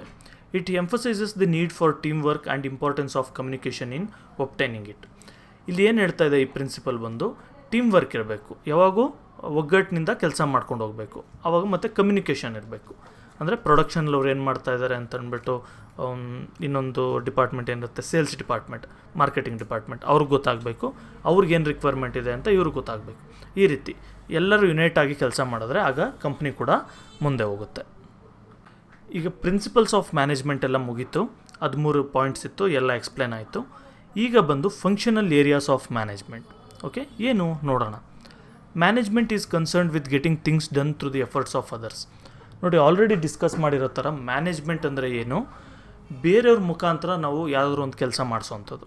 ಈಗ ಫಾರ್ ಎಕ್ಸಾಂಪಲ್, ನೀವು ಅಂಗಡಿಗೆ ಹೋಗಿ ಏನೋ ತರಬೇಕಾಗಿರುತ್ತೆ, ನೀವು ತರಲ್ಲ, ನೀವು ತಂಗಿಗೋ ತಮ್ಮಂಗೋ ಯಾರಿಗಾದರೂ ಹೇಳ್ತೀರಾ, ಹೋಗಿ ಇದನ್ನು ತೊಗೊಂಡು ಬಾ, ನಿನಗೆ ಚಾಕ್ಲೇಟ್ ಕೊಡ್ತೀನಿ ಹಾಗೆ ಹೀಗೆ ಅಂತ.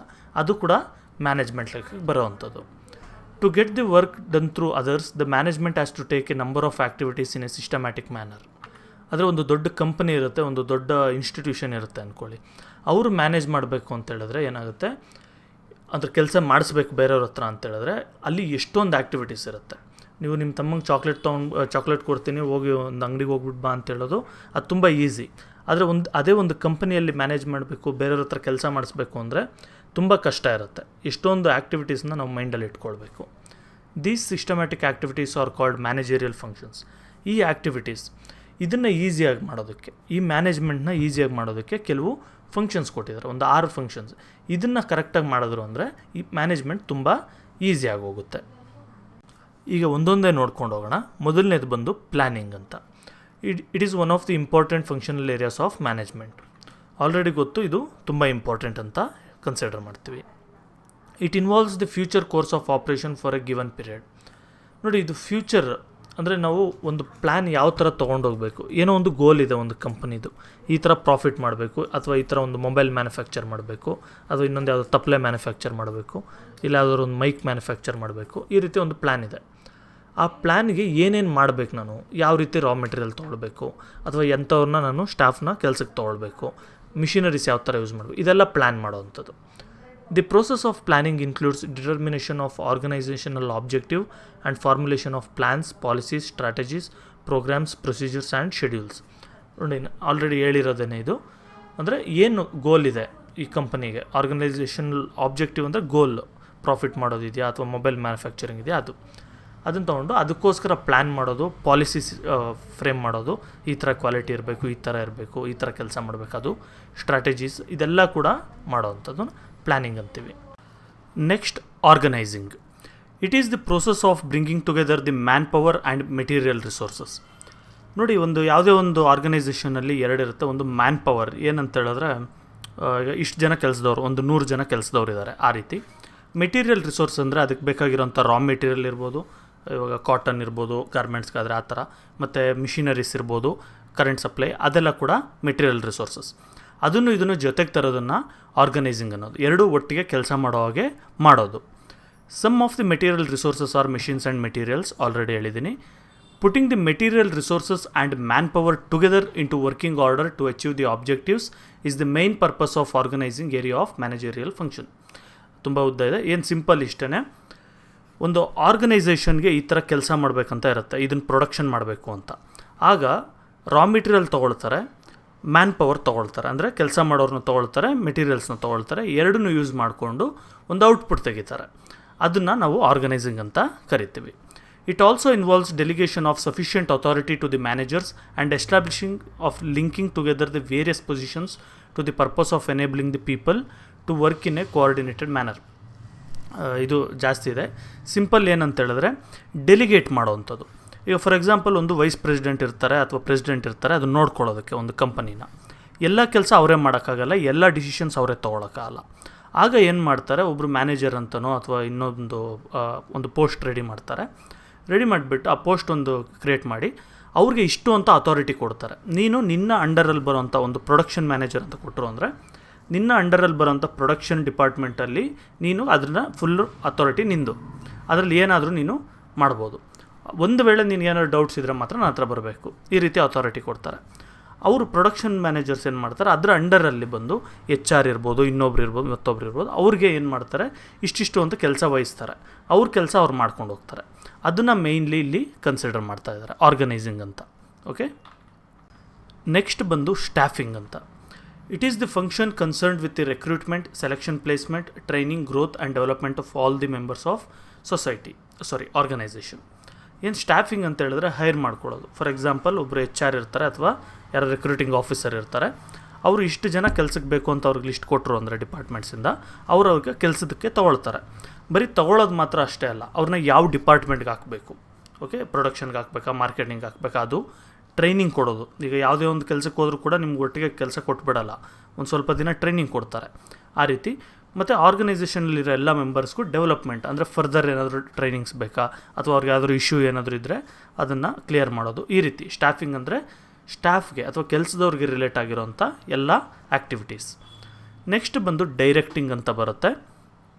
It is the area of functional management where instructing, guiding, supervising and leading the people of an organization towards accomplishment of the organizational goals.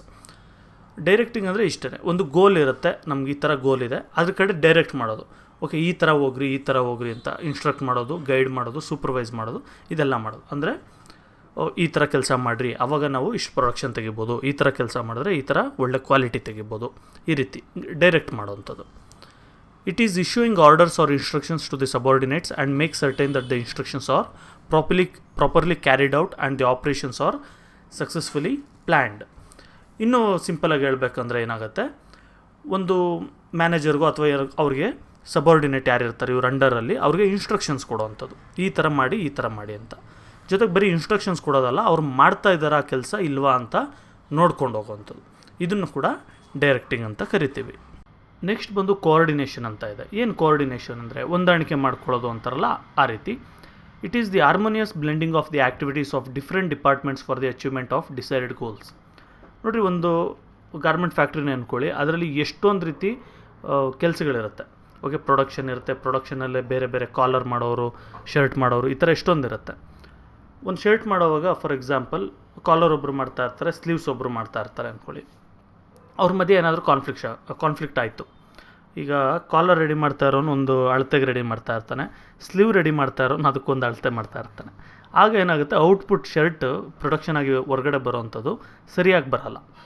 ಆದರೆ ಇಲ್ಲಿ ಕೋಆರ್ಡಿನೇಷನ್ ಇತ್ತು ಅಂದರೆ, ಅವ್ರಿಗೂ ಇವ್ರಿಗೂ ಒಂದು ಅಂಡರ್ಸ್ಟ್ಯಾಂಡಿಂಗ್ ಇತ್ತು ಅಂದರೆ, ಓಕೆ ನಾನು ಇಷ್ಟು ಇಂಚಲ್ಲಿ ನಾನು ಕಾಲರ್ ಮಾಡ್ತಾಯಿದ್ದೀನಿ, ನೀನು ಇಷ್ಟು ಇಂಚಲ್ಲಿ ಸ್ಲೀವ್ಸ್ ಮಾಡ್ತಾಯಿದ್ಯಾ, ಇನ್ನೊಬ್ರು ಇಷ್ಟು ಇಂಚಲ್ಲಿ ಇನ್ನೊಂದು ಪಾಕೆಟ್ ಮಾಡ್ತಾಯಿದ್ದಾರೆ. ಈ ರೀತಿ ಅವರು ಅನಲೈಸ್ ಮಾಡಿಕೊಂಡು ಕೋಆರ್ಡಿನೇಟ್ ಮಾಡಿಕೊಂಡು ಕೆಲಸ ಮಾಡಿದ್ರೆ ಆಗ ಡಿಸೈರ್ಡ್ ಗೋಲ್ ಏನಿದೆ ಅಥವಾ ಔಟ್ಪುಟ್ ಏನಿದೆ, ಪ್ರೊಡಕ್ಷನ್ದು ಔಟ್ಪುಟ್, ಅದನ್ನು ರೀಚ್ ಆಗ್ಬೋದು ಅವರು. It is the arrangement of group efforts to provide unity of actions in the pursuit of common purpose. Same ಅದೇ ಹೇಳಿದ್ದೀನಲ್ಲ ಅದೇ. ನೆಕ್ಸ್ಟ್ ಬಂದು controlling. It is an important area of the managerial function. ಇದು ಕೂಡ managerial ಫಂಕ್ಷನ್ಸಲ್ಲಿ ತುಂಬ important ಆಗಿದೆ. It covers almost all management activities. ನೋಡಿ, ಪ್ರತಿಯೊಂದು ಮ್ಯಾನೇಜ್ಮೆಂಟ್ ಆ್ಯಕ್ಟಿವಿಟೀಸ್ನೂ ಕೂಡ ಇದು ಕವರ್ ಮಾಡುತ್ತೆ. It keeps check on the other functions of management. ಬೇರೆವೆಲ್ಲ ಕೋಆರ್ಡಿನೇಷನ್, ಡೈರೆಕ್ಟಿಂಗ್, ಸ್ಟಾಫಿಂಗ್, ಆರ್ಗನೈಸಿಂಗ್ ಇದೆಲ್ಲ ಕೂಡ ಸರಿಯಾಗಿ ನಡೀತಾ ಇದೆಯಾ ಇಲ್ವಾ ಅಂತ ಇವ್ರು ನೋಡ್ಕೊಳ್ಳುತ್ತೆ. ಅಂದರೆ ನೋಡ್ಕೊಳ್ಬೇಕು ವ್ಯಕ್ತಿಗಳೇ. It is a function that every manager in the organization has to perform. ಇದು ಬರೀ ವೈಸ್ ಪ್ರೆಸಿಡೆಂಟ್ ಅಥವಾ ಯಾರು ಮೈನ್ ಹೆಡ್ ಇರ್ತಾರೆ ಅವ್ರು ಮಾತ್ರ ಮಾಡಬೇಕು ಅಂತೇನಿಲ್ಲ. ಇದರಲ್ಲಿ ಆರ್ಗನೈಸೇಷನಲ್ಲಿರೋಂಥ ಪ್ರತಿಯೊಬ್ಬ ಮ್ಯಾನೇಜರ್ ಅಥವಾ ಹೈ ಲೆವೆಲ್ ಎಂಪ್ಲಾಯಿ ಯಾರ್ಯಾರಿದ್ದಾರೆ ಅವರೆಲ್ಲ ಕೂಡ ಮಾಡಬೇಕಾಗಿರೋವಂಥದ್ದು, ಕಂಟ್ರೋಲ್ ಮಾಡೋದು ಜನಗಳನ್ನ, ಈ ಥರ ಮಾಡಿ ಈ ಥರ ಮಾಡಿ ಅಂತ. ಓಕೆ, ಇದಕ್ಕೆ ಏನು ಆಬ್ಜೆಕ್ಟಿವ್ ಇದೆ, ಕಂಟ್ರೋಲಿಂಗ್ ಏನೇನು ಮಾಡಬೇಕು? To create an atmosphere of order and discipline in the organisation to ensure proper coordination of activities. ಅಂದರೆ ಡಿಸಿಪ್ಲಿನ್ನ ನೋಡ್ಕೊಳ್ಳೋದು ಅದೆಲ್ಲ ಮಾಡಬೇಕು, ಮತ್ತು ಒಂದು ಅಟ್ಮಾಸ್ಫಿಯರ್ ಕ್ರಿಯೇಟ್ ಮಾಡಬೇಕು, ಎಲ್ಲರೂ ನೆಮ್ಮದಿಯಾಗಿ ಜಗಳಗಳಿಲ್ಲದೆ ಆರಾಮಾಗಿ ಈಸಿಯಾಗಿ ಕೆಲಸಗಳು ನಡೆಯೋ ಥರ. Okay, to ensure confirmation of actual performance with the predetermined plans. ಅಂದರೆ ಮೊದಲು ಒಂದು ಡಿಟರ್ಮಿನ್ ಮಾಡಿರ್ತಾರೆ, ಓಕೆ ಒಂದು 1000 ನಾನು ಮೊಬೈಲ್ಸ್ನ ರೆಡಿ ಮಾಡ್ತೀನಿ ಅಂತ ಅಂದ್ಕೊಂಡಿದ್ರು ಅಂದ್ಕೊಳ್ಳಿ. ಆಗ ಇವರು ಮೊದಲು ಫಿಕ್ಸ್ ಆಗಿರೋ 1000 ಮೊಬೈಲ್ಸ್ ರೀಚ್ ಆಗಿದೆಯಾ ಇಲ್ವಾ ಅಂತ ನೋಡ್ಕೊಳ್ಳೋದು. ಒಂದೊಂದು ಸರಿ 950 ಮಾತ್ರ ಆಗುತ್ತೆ, ಓಕೆ ಅದು ನಡೆಯೋವಂಥದ್ದು. ಒಂದು ಸರಿ 1050 ಕೂಡ ಆಗುತ್ತೆ. ಆದರೆ ಇವರು ಅದಕ್ಕೆ ರೀಚ್ ಆಗ್ತಾ ಇದೀವ, ಅದಕ್ಕೆ ಬೇಕಾಗಿರೋ ಎಫರ್ಟ್ಸ್ ಎಲ್ಲ ಆಗ್ತಾ ಇದ್ದೀವ ಅಂತ ನೋಡ್ಕೊಳ್ತು. To achieve the increase of the overall efficiency of the organisation. ಅಂದರೆ ಇನ್ನೂ ಏನಾದರೂ ಚಾನ್ಸಸ್ ಇದ್ದು 1200 ಮೊಬೈಲ್ಸ್ ಏನಾದರೂ ಮಾಡಬೇಕು ಅಂದ್ಕೊಂಡ್ರು ಕೂಡ ಆಗುತ್ತಾ, ನಮಗೆ ಎಫಿಷಿಯನ್ಸಿಯಿಂದ ಕೆಲಸ ಮಾಡ್ಬೋದಾ ಅಂತ ಕೂಡ ನೋಡ್ಕೊಳ್ಳೋ ಅಂಥದ್ದು. ನೆಕ್ಸ್ಟ್ ಇಂಪಾರ್ಟೆಂಟ್ ಬಂದು ಡಿಸಿಷನ್ ಮೇಕಿಂಗ್ ಪ್ರೋಸೆಸ್ ಅಂತ. ನಾನು ಇಂಟ್ರೊಡಕ್ಷನಲ್ಲಿ ಹೇಳ್ತಾ ಇದ್ದೆ ನಿಮಗೆ, ಡಿಸಿಷನ್ ಮೇಕಿಂಗ್ ಅಂದರೆ ಏನು, ಡಿಸೈಡ್ ಮಾಡೋದು. ಓಕೆ, ಇವಾಗ ಒಂದು ಮೊಬೈಲ್ನ ನಾನು ಬ್ಲ್ಯಾಕ್ ಕಲರಲ್ಲಿ ರೆಡಿ ಮಾಡಬೇಕಾ, ರೆಡ್ ಕಲರಲ್ಲಿ ರೆಡಿ ಮಾಡಬೇಕಾ, ಅಥವಾ ಬ್ಲೂ ಕಲರಲ್ಲಿ ರೆಡಿ ಮಾಡಬೇಕಾ, ಅದನ್ನು ಡಿಸೈಡ್ ಮಾಡೋವಂಥದ್ದು. Okay, the decision making can be regarded as the mental process resulting in the selection of a course of action among several activities. ಏನು ಡಿಸಿಷನ್ ಮೇಕಿಂಗ್ ಅಂದರೆ, ಇದ್ರ ಪ್ರಕಾರ ನಾವು ಅಕಾಡೆಮಿಕ್ಸ್ ಪ್ರಕಾರ ಹೋದ್ವಿ ಅಂದರೆ ಒಂದು 4-5 ದಾರಿ ಇರುತ್ತೆ ಅಥವಾ 4-5 ಮಾರ್ಗಗಳಿರುತ್ತೆ. ಅದರಲ್ಲಿ ಯಾವುದು ಬೆಸ್ಟ್ ಅಂತ ಚೂಸ್ ಮಾಡ್ಕೊಳ್ಳೋದನ್ನು ನಾವು ಡಿಸಿಷನ್ ಅಂತೀವಿ. ಈಗ ಒಂದು ಬಟ್ಟೆ ತೊಗೊಳಕ್ಕೆ ಎಲ್ಲಾದರೂ ಹೋದ್ರಿ, ಈಗ ಶರ್ಟ್ ತೊಗೊಳ್ಲಾ, ಕುರ್ತಾ ತೊಗೊಳ್ಲಾ, ಇನ್ನೊಂದೇನಾದ್ರು ತೊಗೊಳ್ಲಾ ಅಂತ ನಿಮಗೆ ಒಂದು ಐಡಿಯಾ ಇರುತ್ತೆ. ಅದರಲ್ಲಿ ಯಾವುದು ಬೆಸ್ಟ್ ಅಂತ ನಿಮ್ಗೆ ಅನಿಸುತ್ತೆ, ಅದನ್ನು ಚೂಸ್ ಮಾಡ್ಕೊಳ್ಳೋದನ್ನೇ ಡಿಸಿಷನ್ ಮೇಕಿಂಗ್ ಅಂತ ಕರೆಯೋದು. Need for decision making process. ಈಗ ಡಿಸಿಷನ್ ಮೇಕಿಂಗ್ ಏನಕ್ಕೆ, ಜಸ್ಟ್ ಹೋಗ್ಬಿಟ್ಟು ಒಂದು ಶರ್ಟೋ ಕುರ್ತಾನೆ ಯಾವುದೋ ಒಂದು ತೊಗೊಂಡು ಬಂದರೆ ಆಗುತ್ತಲ್ವ. ನೋಡೋಣ ಏನಿದೆ ಅಂತ. Each business organisation as its own goals and objectives. ನೋಡಿ, ಪ್ರತಿ ಒಂದು ಬಿಸ್ನೆಸ್ಗೂ ಕೂಡ ಅದರದ್ದೇ ಆದಂಥ ಒಂದು ಓನ್ ಗೋಲ್ ಇರುತ್ತೆ, ಮತ್ತು ಅದಕ್ಕೆ ಆದಂಥ ಒಂದು ಆಬ್ಜೆಕ್ಟಿವ್ಸ್ ಇರುತ್ತೆ. ಇದನ್ನು ಮಾಡಬೇಕು, ನಾನು ಇಂಥ ಪ್ರಾಡಕ್ಟ್ ರೆಡಿ ಮಾಡಬೇಕು, ಅದು ಈ ರೀತಿ ಇರಬೇಕು ಅಂತ. In order to achieve these objectives and goals the business organisation has to take decision. ಅದೇ ಈ ಗೋಲ್ಸ್ ಆಬ್ಜೆಕ್ಟಿವ್ಸ್ ರೀಚ್ ಆಗಬೇಕು ಅಂದರೆ ಅಥವಾ ಬಿಸ್ನೆಸ್ಸು ಸಕ್ಸಸ್ಫುಲ್ ಆಗಬೇಕು ಅಂದರೆ ಡಿಸಿಷನ್ ತೊಗೊಳ್ಲೇಬೇಕು. ಒಂದು ವಿಷಯದಲ್ಲ ಅಂದರೆ ಇನ್ನೊಂದು ವಿಷಯದಲ್ಲಿ ತೊಗೊಳ್ತಾನೆ ಇರಬೇಕು. There are number of choices available even in a small matter. ಚಿಕ್ಕ ವಿಷಯದಲ್ಲೂ ಕೂಡ ಎಷ್ಟೊಂದು ಚಾಯ್ಸಸ್ ಇರುತ್ತೆ. ಓಕೆ, ನಾನು ಒಂದು ರೋಡಲ್ಲಿ ಹೋಗ್ತಾ ಇದ್ದೀನಿ, ಲೆಫ್ಟ್ ತೊಗೊಂಡು ರೈಟ್ ತೊಗೊಳ್ಳ ಅಥವಾ ಸ್ಟ್ರೈಟ್ ಹೋಗಿ ಲೆಫ್ಟ್ ತೊಗೊಳ್ಳ, ಈ ಥರ ಎಲ್ಲ ಸುಮಾರು ಚಾಯ್ಸಸ್ ಬರುತ್ತಲ್ಲ, ಅದೇ ರೀತಿಯೇ. ಸಪೋಸ್ ಒಂದು ಎಕ್ಸಾಂಪಲ್ ಕೊಟ್ಟಿದ್ದಾರೆ, a businessman has to transport goods, he has to take a decision about the mode of transportation. ಇವಾಗ ಏನೋ ರೆಡಿ ಆಗುತ್ತೆ ಅಂದ್ಕೊಳ್ಳಿ, ಫಾರ್ ಎಕ್ಸಾಂಪಲ್ ಒಂದು ಟ್ರಕ್ ಲೋಡಷ್ಟು ಒಂದು ಪ್ರಾಡಕ್ಟ್ ರೆಡಿ ಆಗುತ್ತೆ, ಅದನ್ನು ಟ್ರಾನ್ಸ್ಪೋರ್ಟ್ ಮಾಡಬೇಕು. ಈಗ whether to send the goods through a truck, tempo, train or by air. ಈಗ ಅದನ್ನು ಟ್ರಕ್ಕಿಂದ ಕಳಿಸ್ಬೇಕಾ, ನಾನು ಲಾರಿಯಲ್ಲಿ ಟೆಂಪೋಲ್ಲಿ ಕಳಿಸ್ಬೇಕಾ, ಟ್ರೈನಲ್ಲಿ ಕಳಿಸ್ಬೇಕಾ ಅಥವಾ ಫ್ಲೈಟಲ್ಲಿ ಕಳಿಸ್ಬೇಕಾ, ಯಾವುದು ಮಾಡಿದ್ರೆ ಒಳ್ಳೆಯದು ಅಂದ್ಬಿಟ್ಟು ಅವ್ನು ಚೂಸ್ ಮಾಡಬೇಕು. ಆಗ ಇಷ್ಟ ಆಲ್ಟರ್ನೇಟಿವಲ್ಲಿ ಅವ್ನು ಯೋಚನೆ ಮಾಡ್ಬೋದು. ಕಮ್ಮಿ ವೆಯ್ಟೆಲ್ಲ ಇತ್ತಂದರೆ ನಾನು ಬೇಗ ಹೋಗಬೇಕು ಅಂದರೆ ಫ್ಲೈಟಲ್ಲಿ ಕಳಿಸ್ಬಿಡ್ಬೋದು, ಬೇಗ ರೀಚ್ ಆಗುತ್ತೆ. ತುಂಬ ವೆಯ್ಟ್ ಇತ್ತು, ತುಂಬ ಡೆನ್ಸಿಟಿ ಎಲ್ಲ ಇತ್ತು ಆ ಥರ ಅಂದರೆ ಆಗ ನಾನು ಟ್ರಕ್ ಯೂಸ್ ಮಾಡಬೇಕು, ಇಲ್ಲ ಟ್ರೈನ್ ಯೂಸ್ ಮಾಡಬೇಕು. ಅವಾಗೂ ನೋಡ್ಬೋದು ಅವನು ಹತ್ರ ಇದೆಯಾ ದೂರ ಇದೆಯಾ. ಹತ್ರ ಇದ್ದರೆ ಹತ್ರದಿಂದ ಹತ್ರಕ್ಕೆ ಟ್ರೈನ್ ಟ್ರಾನ್ಸ್ಪೋರ್ಟೇಷನ್ ಕಷ್ಟ ಆಗ್ಬಿಡುತ್ತೆ, ಯಾಕಂದರೆ ರೈಲ್ವೆ ಸ್ಟೇಷನಲ್ಲಿ ಹೋಗಿ ಅನ್ಲೋಡು ಅದೆಲ್ಲ ಮಾಡಬೇಕು. ಅದ್ರ ಬದಲು ಅದರೊಂದು ಲಾರಿ ಮಾತಾಡ್ಬೋದು. ಅಕಸ್ಮಾತ್ ಇವಾಗ ಕರ್ನಾಟಕದಲ್ಲಿ ಬೆಂಗಳೂರಿಂದ ಹಿಡಿದುಬಿಟ್ಟು ನಿಮಗೆ ಕಾಶ್ಮೀರವರೆಗೂ ಏನಾದರೂ ಒಂದಿತ್ತು, ಅವಾಗ ಇಲ್ಲಿಂದ ಅಲ್ಲಿಗೆ ಟ್ರಕ್ಕಲ್ಲಿ ಹೋಗೋಕ್ಕಾಗತ್ತಾ? ಇಲ್ಲ. ಆವಾಗ ಟ್ರೈನ್ ಎಂಪ್ಲಾಯ್ ಮಾಡ್ಕೊಬೇಕು. ಈ ರೀತಿ ತುಂಬ ಡಿಸಿಷನ್ನು, ತುಂಬ ಚಾಯ್ಸಸ್ ಇರುತ್ತೆ, ಅದರಲ್ಲಿ ಮೇಯ್ನ್ ತುಂಬ ಯೂಸ್ಫುಲ್ ಆಗುವಂಥದ್ದನ್ನು ಡಿಸೈಡ್ ಮಾಡಬೇಕು. He has to choose one among several alternatives and the alternative should be best suited and economical. ಈ ರೀತಿ ಎಷ್ಟೊಂದು ಆಲ್ಟರ್ನೇಟಿವ್ಸಲ್ಲಿ ಅವನಿಗೆ ಯಾವುದು ಸೂಟಬಲ್ ಆಗಿರುತ್ತೆ ಮತ್ತು ಯಾವುದು ತುಂಬ ಖರ್ಚು ಕಮ್ಮಿ ಆಗುತ್ತೆ ಮತ್ತು ಸೇಫ್ ಆಗಿರುತ್ತೆ ಅದನ್ನು ಚೂಸ್ ಮಾಡಬೇಕು. It is based on the decision which the business man has taken. ನೋಡಿ, ಇದು ಯಾವ ರೀತಿ ಅಂತ ಹೇಳಿದ್ರೆ ಕಂಪ್ನಿ ಬೆಳವಣಿಗೆ ಆಗೋದು ಈ ಬಿಸ್ನೆಸ್ ಮ್ಯಾನ್ ಯಾವ ಥರ ಡಿಸಿಷನ್ ತೊಗೊಳ್ತಾನೆ ಅದ್ರ ಮೇಲೆ ಆಗುತ್ತೆ. ಫಾರ್ ಎಕ್ಸಾಂಪಲ್, ಇವಾಗ ಯಾವುದೋ ಒಂದು ತುಂಬ ಹೆವಿ ವೆಯ್ಟ್ ಇರೋವಂಥದ್ದು ಏನೋ ರೆಡಿ ಆಗುತ್ತೆ, ಅದರದ್ದು ಖರ್ಚು ಕಮ್ಮಿ ಇರುತ್ತೆ, ಅಂದರೆ ಅದರದ್ದು ವ್ಯಾಲ್ಯೂನೇ ಕಮ್ಮಿ ಇರುತ್ತೆ.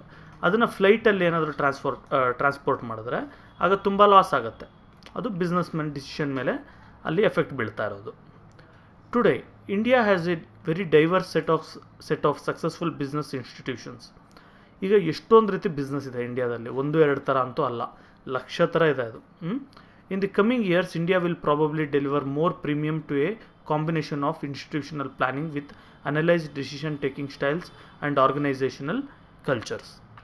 ನೋಡಿ, ಇವಾಗ ಇಷ್ಟೊಂದು ಥರ ಬಿಸ್ನೆಸ್ಗಳಾಗಿದೆಯಲ್ಲ, ಇನ್ನೂ ಸ್ವಲ್ಪ ವರ್ಷಗಳಾದಮೇಲೆ ಏನಾಗುತ್ತೆ, ಇಂಡಿಯಾದಲ್ಲಿ ಇನ್ನೂ ಈ ಕಂಪನಿಗಳೇ ಬಂದು ಇನ್ನೂ ಎಫಿಷಿಯೆಂಟಾಗಿ ಫಂಕ್ಷನ್ ಆಗೋಕ್ಕೆ ಸ್ಟಾರ್ಟ್ ಆಗುತ್ತೆ. ಆಗ ಈ ಡಿಸಿಷನ್ ಟೇಕಿಂಗ್ ಸ್ಟೈಲ್ಸ್ ಎಲ್ಲ ಕೂಡ ಚೇಂಜ್ ಆಗುತ್ತೆ ಮತ್ತು ಇದನ್ನು ಒಂದು ಮೆಥಡಾಲಜಿಕಲಲ್ಲಿ ಮಾಡ್ತಾರೆ, ಆರ್ಗನೈಸ್ ಮಾಡಿ ಮಾಡ್ತಾರೆ ಡಿಸಿಷನ್ಸ್ ಎಲ್ಲ. It may operate from one end of the suppression to the other end, spectrum to the other end, ಅಂದರೆ ಒಂದು ಕಡೆಯಿಂದ ಇನ್ನೊಂದು ಕಡೆವರೆಗೂ ಕೂಡ ಆಪ್ರೇಟ್ ಆಗುತ್ತೆ. Decision making can be broadly divided into 2 types. Decision ಮೇಕಿಂಗ್ನ 2 ಥರ ಡಿವೈಡ್ ಮಾಡ್ಬೋದು. ಓಕೆ, ಒಂದು ಬಂದು ಇಂಡಿವಿಜುವಲ್ ಡಿಸಿಷನ್ಸ್ ಅಂತ, ಅಂದರೆ ಒಬ್ಬರೇ ತೊಗೊಳ್ಳೋದು. ಓಕೆ, ಇನ್ನೊಂದು ಬಂದು ಗ್ರೂಪ್ ಡಿಸಿಷನ್ಸ್ ಅಂತ, ಅಂದರೆ ಒಂದು 4-5 ಜನ ಅಥವಾ 10 ಜನ ಇಲ್ಲ 500 ಜನ ಎಲ್ಲ ಸೇರಿ decide ಮಾಡೋವಂಥದ್ದು. In a small business organizations like sole trading concern, it is the individual who takes the decision. They are called individual decisions. These decisions are based on the capacity of the individual. Okay, it's simple. ಈಗ ನೀವು ಚಿಕ್ಕದಾಗ ಒಂದು ಅಂಗಡಿ ನಡೆಸ್ತಾ ಇದ್ರಿ ಅಂದ್ಕೊಳ್ಳಿ, ಅಂಗಡಿಯಲ್ಲಿ ಏನು product ತರಬೇಕು, ಅದನ್ನ ಎಷ್ಟಕ್ಕೆ ಮಾರಬೇಕು, ಯಾವ ರೀತಿ ಎಷ್ಟು ಟೈಮಿಂದ ಎಷ್ಟೊತ್ತವರೆಗೂ ತೆಗಿಬೇಕು, ಈ ಥರ ಎಲ್ಲ ಎಷ್ಟೊಂದು ಡಿಸಿಷನ್ಸ್ ಬರುತ್ತೆ ಒಂದು ಚಿಕ್ಕ ಅಂಗಡಿಯಲ್ಲೂ ಕೂಡ. ಇದನ್ನು ಯಾರು ತೊಗೊಳ್ತಾರೆ? ಈ ಡಿಸಿಷನ್ನ ಒಬ್ಬರು ತೊಗೊಳ್ತಾರೆ. ಓಕೆ, ಇದನ್ನು ಒಂದು 10 ಜನ ಬೋರ್ಡ್ ಮೀಟಿಂಗ್ ಮಾಡಿಬಿಟ್ಟು ಓಕೆ ಇಷ್ಟೊತ್ತಕ್ಕೆ ಅಂಗಡಿ ತೆಗಿಯೋಣ, ಇಷ್ಟೊತ್ತಿಂದ ಇಷ್ಟೊಂದವರೆಗೂ ಬಿಸ್ನೆಸ್ ಮಾಡೋಣ, ಅದೆಲ್ಲ ಡಿಸ್ಕಸ್ ಮಾಡಲ್ಲ.